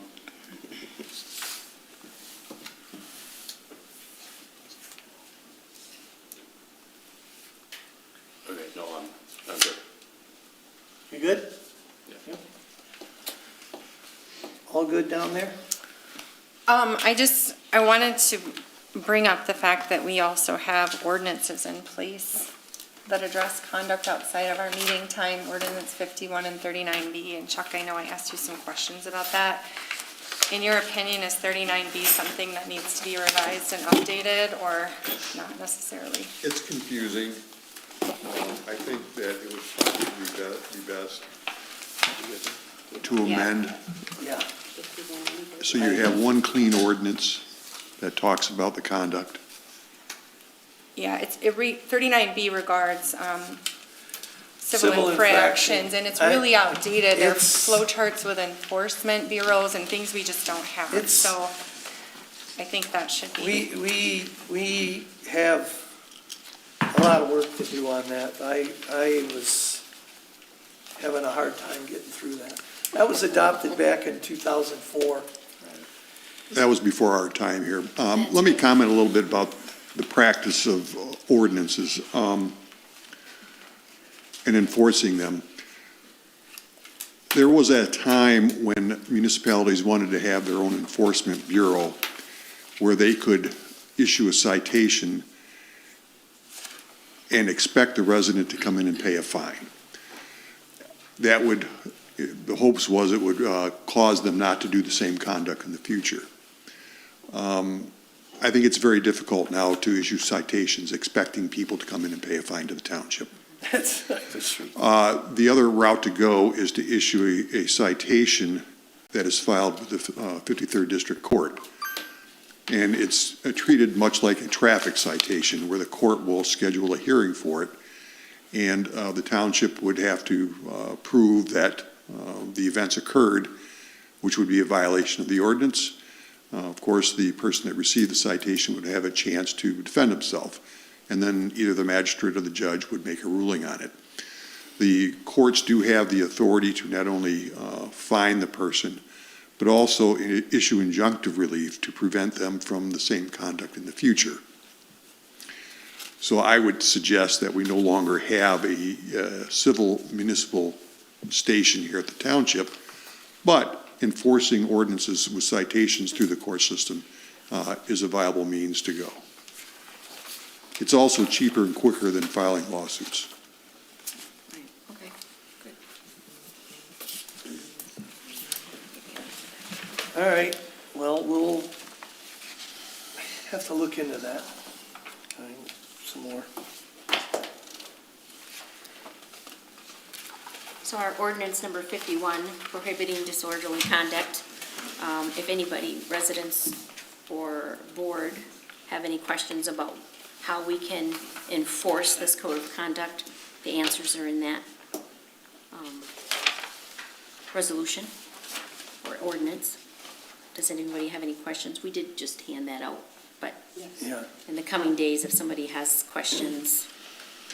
You can also find the ordinances, both of them on our website, underneath regulatory ordinances. And this ordinance applies to both conduct occurring for anyone in the room during meetings, before, after, park, anywhere on township property, is that? That is correct. Okay. That's true. Well, this one was just done recently. That was last year. Yep. So that one looks good to me. Yeah, this is just over a year old, Yeah. so it's pretty. Well, it looks pretty straightforward. Do we think we need to specify that in the code of conduct for public township meetings? For the entire campus, meaning all properties? Indoors, outdoors? In the conduct policy, Yes. I don't know that makes sense, because my understanding is that the policy pertains to the conduct during the meeting, and the ordinances work together with that policy to cover anything on township property. They kind of work in tandem with one another. Right. I get it, I'm just asking, does it need to be spelled out? The conduct policy begins with, the code of conduct applies to all persons attending public meetings of any township board or commission. Well, where's that at? That's here. Should we add language about on township property, Chuck, or is that redundant? I think if the intent is to make it apply to anybody that visits the campus, whether it's to attend a meeting here in the meeting room, or to, for some reason, have a meeting with a township employee, you would want the code of conduct to apply there too.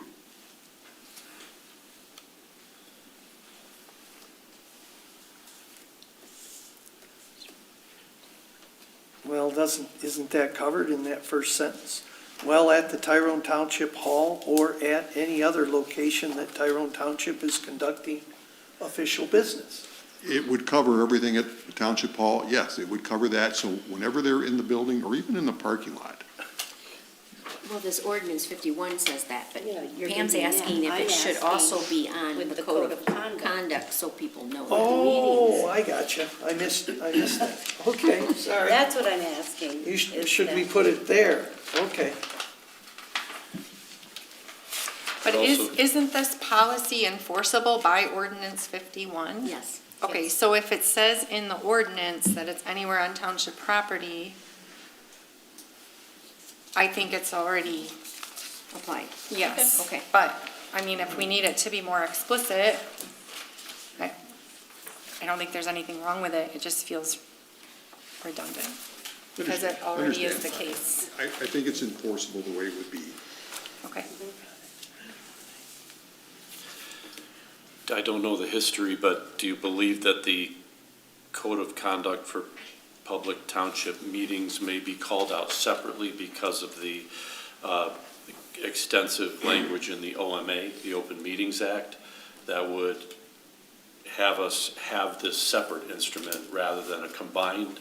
Did I hear that we were thinking about combining some languages or something in some of these? Or do we keep these three instruments separate from each other? I don't think it matters.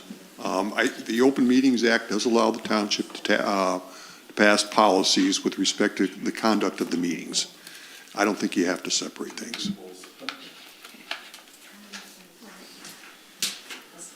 Should we All right. approve the changes that we made? I Well, mean, we have to redo the resolution I- and bring it back. yeah, I think we want to redo the resolution Okay. with the changes, bring it back, look at it one more time. Yep. And perhaps we work You good with, with that? You good? Yeah, with- is there action on these other two, the other two, 39B and 51 that we're also trying yeah. to take? Because I haven't even had time to digest. 39B, well, you can work with Chuck. Yeah, Because that- that's gotta have an overhaul. that's Nothing got to to have a do major with state. overhaul. Okay, Do you have 39? Yeah, they gave copies. Okay. But it is a Thank you. regulatory ordinance, so it will be the board's work. Oh, To yeah. work through that process. Oh, yeah. So it will come back to the board. Absolutely has to, yes. Yep. I just, I need to find something more up to date. And something that can even be, I mean, Understood. I was looking at this, how, I don't even know how you would enforce any of this. It's like, so, anyway. Whatever. Okay, so number 6, we're gonna work on and then bring it back, correct? Yep, make changes. All right, so moving on to miscellaneous business. The Hogan Road issue is moving slowly. I know a lot slower than most people would like. There, to my knowledge, there is a committee. I don't see Ted, Ted's not here, and Kevin, but Kevin Pierce told me they had a committee many years ago, several years ago. They got frustrated and it disbanded, and so they were going to try to put it back together and get the residents more involved as a whole. And then I'm still working with the planning commissioner and road commission representative on them. Yeah, that was going to be my comment. I did notice in reading the county meetings from the Planning Commission minutes of that meeting on March 19th, that Commissioner Funk stated, I'm quoting, stated the road commission will look at what can be done to alleviate the issues of trucks on Hogan Road. Commissioner Funk and Bodwin both stated the ordinance was well-written. Of course, on the extractive industrial stuff that was at hand, but who, you're going to follow up then Oh, I've with been- Commissioner Funk? I have been. Okay, Multiple Right. times. Yeah. So, and we're back and forth. okay. The last discussion I had with him was he had 2 boxes of files on everything that's ever happened in regards to that, so Okay. I think he's still wading through that. But, yeah, weekly I talk to him, or at least communicate back and forth. Yeah, as you put out a plan, perhaps, if there's any kind of plan from the commission side, Yeah. the county side, Yeah. that you could share with us, that would be great. I will certainly do that. Is there any other miscellaneous business? I did have a resident call me regarding the storm siren. I think somebody said something about their phone blowing up. Yeah, you, Scott? I agree. My phone blows up, my TV, whatever. But this gentleman looked like he was about 6 miles away from the nearest siren. So I don't know if we want to look into having a siren put here on the township property or not, but I mean, I see heads yes, heads no, so I'll look at it, but and see how much it is and get a rough idea. But, Well, if you do that, Greg, could you add also, I mean, we would probably want to find out from the emergency services team, maybe at the county, what are their recommendations as for how many sirens might be needed in a particular area? And are we under coveraged or over coveraged or other things? And just to get that clarification. Yep. Because Well, if it's in the wrong place and the people on the other side of the township can't hear it, for example, that'd be Right. bad. right, But- right. Were you did you hear the one down there? or- No, I didn't, but I heard them gone. So. Okay. All right. Anyway, we just finalized the emergency plan, and so I know the right people to talk to. All right. Any other miscellaneous business? All right, then I will move into the last section of public remarks. Here.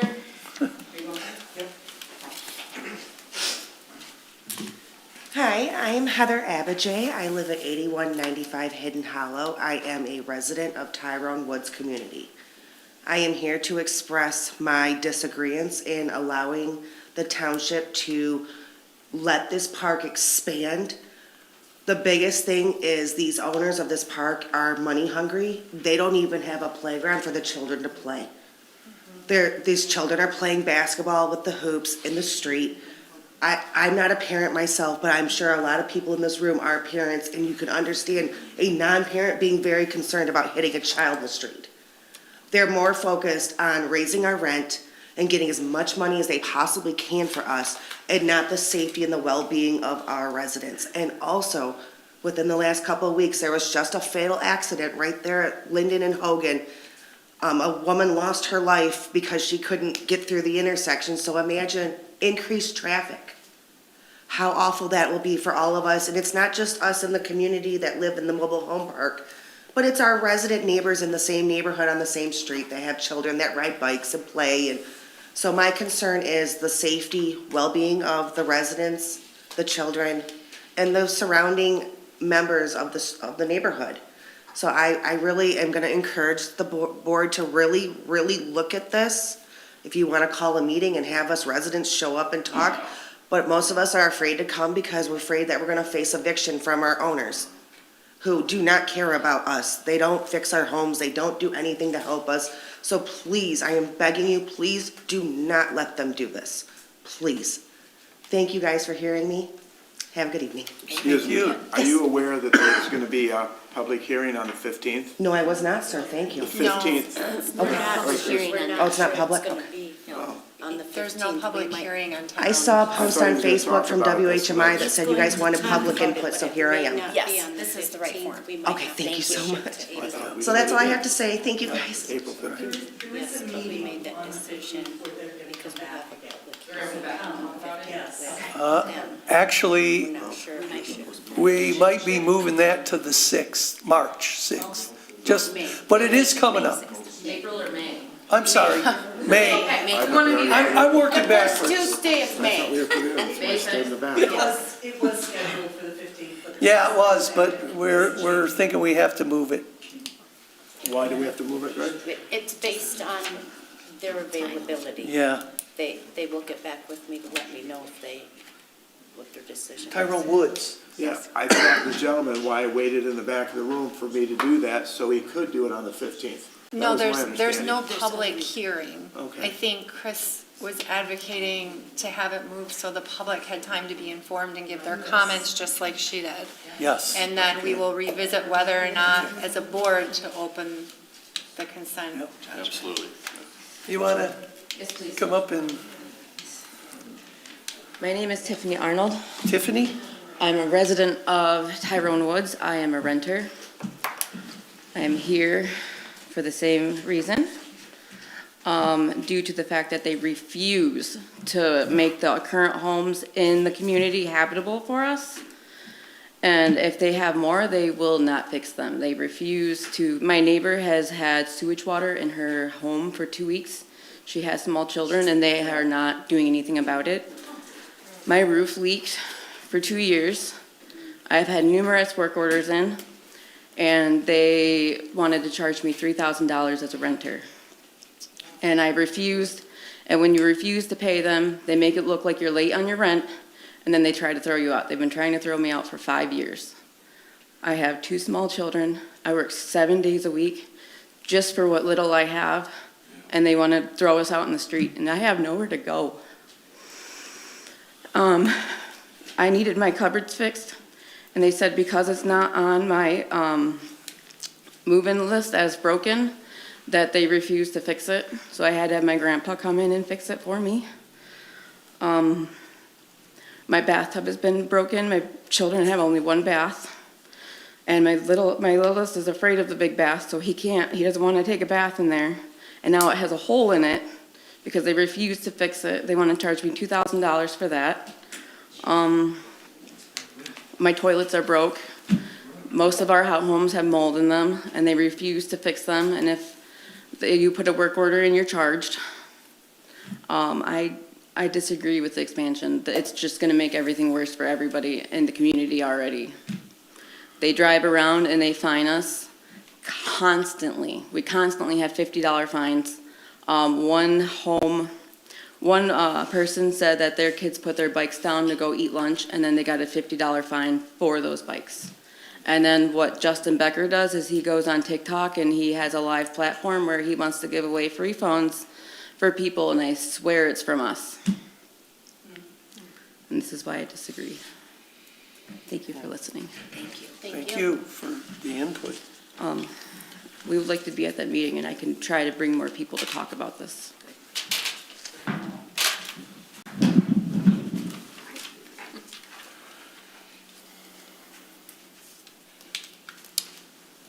Okay. Anybody else? Jeanette?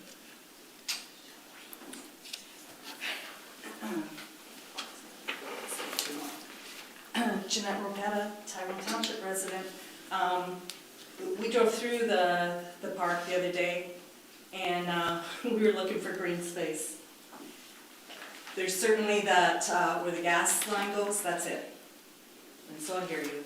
I think it's just horrific that they would try and put in more, but I'm really amazed that of all the ordinances that we need to review, that really impact our community, that we spend so much time on code of conduct. I'm glad that you did, but I don't know. It sounded like, I think you said, Greg, we've talked about this, and did the whole board talk about this? I'm just curious where that came from. But I'm wondering, so if it applies to board members, so out in the parking lot too, everybody out in the parking lot as well, what do I do when a board member gets in my face like this and yells at me and threatens me and yells at me, what are you gonna do now? What are you gonna do now? How do I report that? So, of course, nobody's gonna answer me on that. Of all the threats that I've received, I'll be interested to see how this gets enforced. I had a number of things that I wanted to talk about tonight, but I really feel with this solar topic that we need the lawyer in here. And honestly, Greg, I think this is the perfect opportunity to have a town hall. The misinformation that's out there about how all of this works is crazy. And we've tried for years, residents have, to get answers, and we get exactly what we're getting tonight. No comment. We get a board member trying to shut down another board member for finally trying to talk and explain things, and being told that he's saying too much. That's what the residents have missed on these issues. So I think it would be a fantastic idea to have one of those town halls that you talked about, Greg, during campaign and when you were first elected. Have a town hall, invite the lawyer, have her submit questions early, be able to explain these issues. Because I know for a fact that people on this board don't even understand them and have given out false information about it. So, I don't know, I'll try emailing you again and hopefully get an answer. Okay, thank you. Yes, Scott?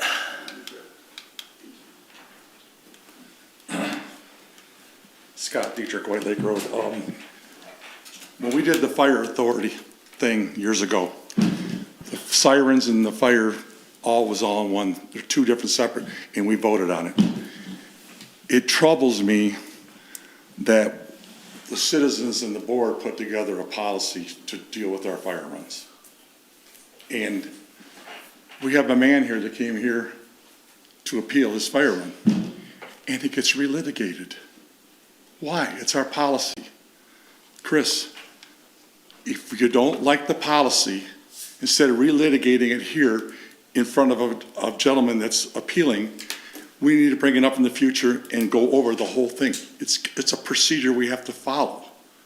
Apparently, you still haven't learned. There's proper procedures to do this stuff. It's intricate. I mean, do the people want a fire station? So we got to find out. This was all voted on. This was all brought up. We were in court. It cost us thousands of dollars. The people adopted that, okay? So you voted against the people when the bill went out. You said no. You said no, the people can pay the bill, the fire run. That's not what the people voted for. Once again, Chris Ropetta went against the people. Remember that. So if you guys do want to look at the fire runs in the future, just remember this. We don't have the same tax structure as Brighton, Heartland, Fenton, Grand Blanc, and Flint to cover those fire trucks, to cover the buildings, to cover the manpower. But you know what? If we want to put together a committee and we want to go look into this, fine. But it's going to be a long, drawn-out process, because go find out what a fire truck costs, not to mention the building. Okay, we got a piece of property. And then ask the people if they want to pay any more than $175 a year. And they're probably going to scream bloody ass murder.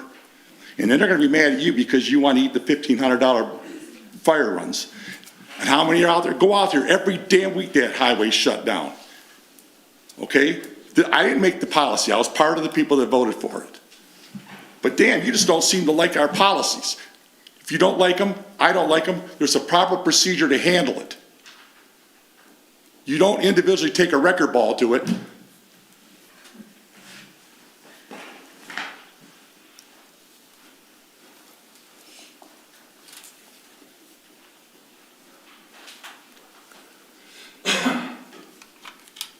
And Jim?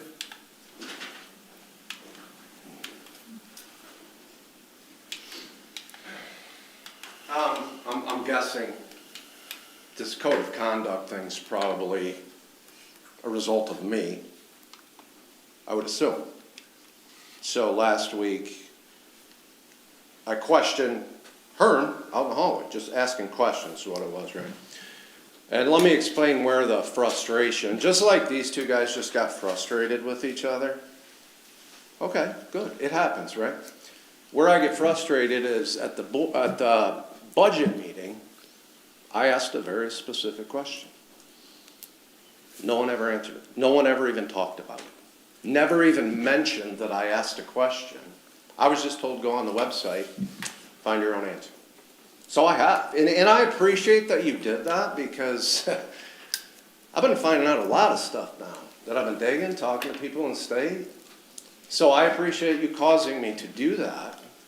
But last week I asked a question, and I said, I'm not picking sides. But I posed a question of the definition of a meeting in the Open Meetings Act. You guys do realize why they put definitions in these legal things, right? This is the information you're getting from my man over here. This isn't a Webster's Dictionary definition of meeting. It's anytime you see this word in this legal document, this is what we mean. Definition of a meeting, you have to have a quorum. So my question was, I wasn't accusing, I wasn't being mean. I'm asking for an answer. Can you explain to me how a person can violate the Open Meetings Act without having a meeting? Again, no answer. No one acknowledges that I even asked the question. I think it's a very good question. If I were you guys, I would be asking him that exact thing before I voted on that, before I make a fool out of myself, and I don't know what I'm voting on. But I get frustrated because no one answers me. So I stopped Herm out in the hallway, and I acted wrongly. And I called him the next morning, and I said, Herm, I expect more out of myself. I apologize. That's between me and him.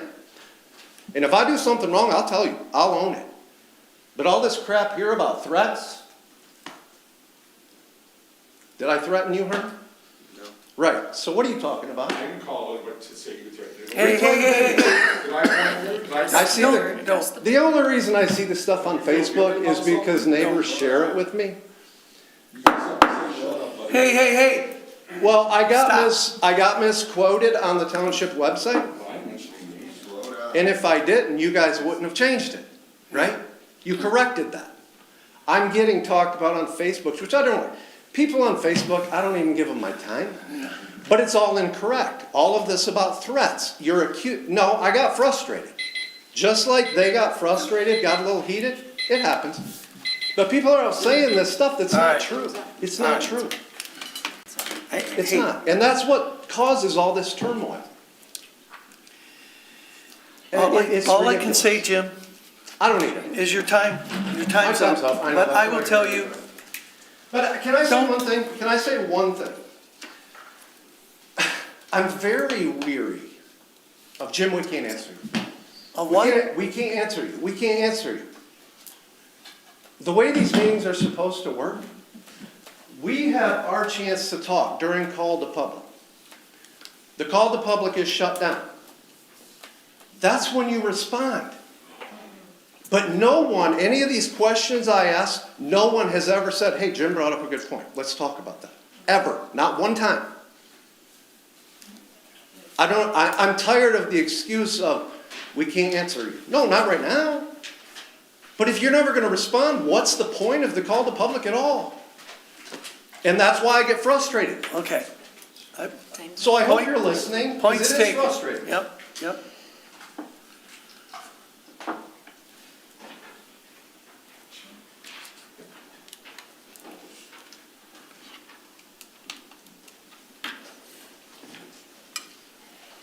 Steve Hasbrook, again.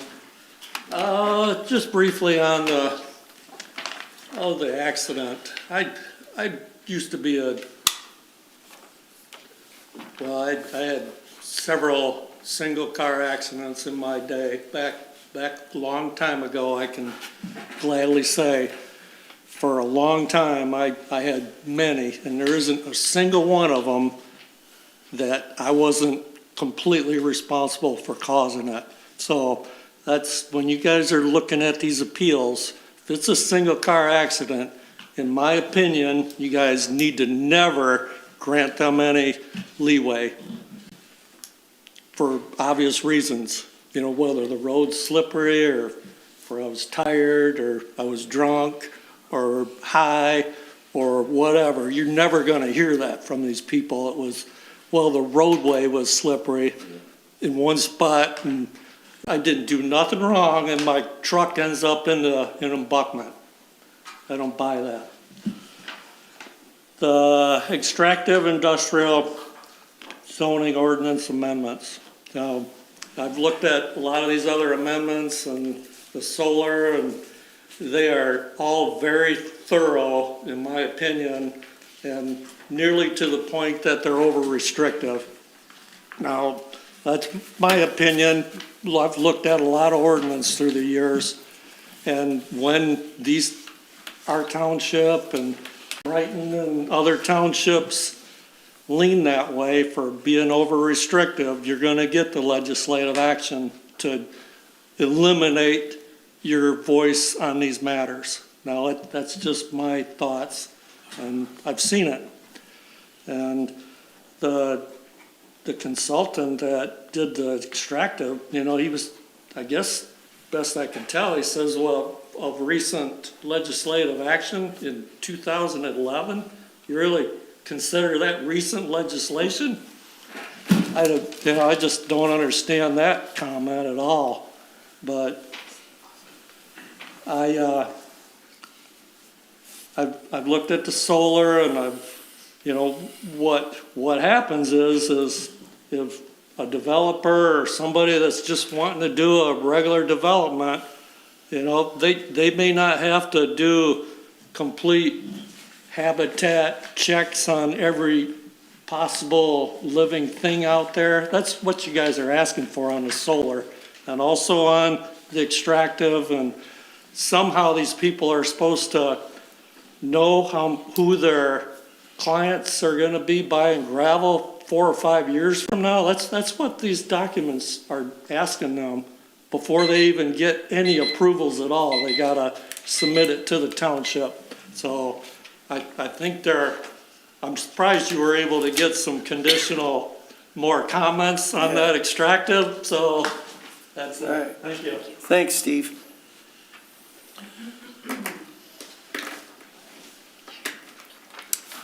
Is there anyone else? All good? All right. I will adjourn. Support. All in favor? Aye. Those opposed? Oh, yeah, I gotta do a motion. I got you. I'm ready to get out of here.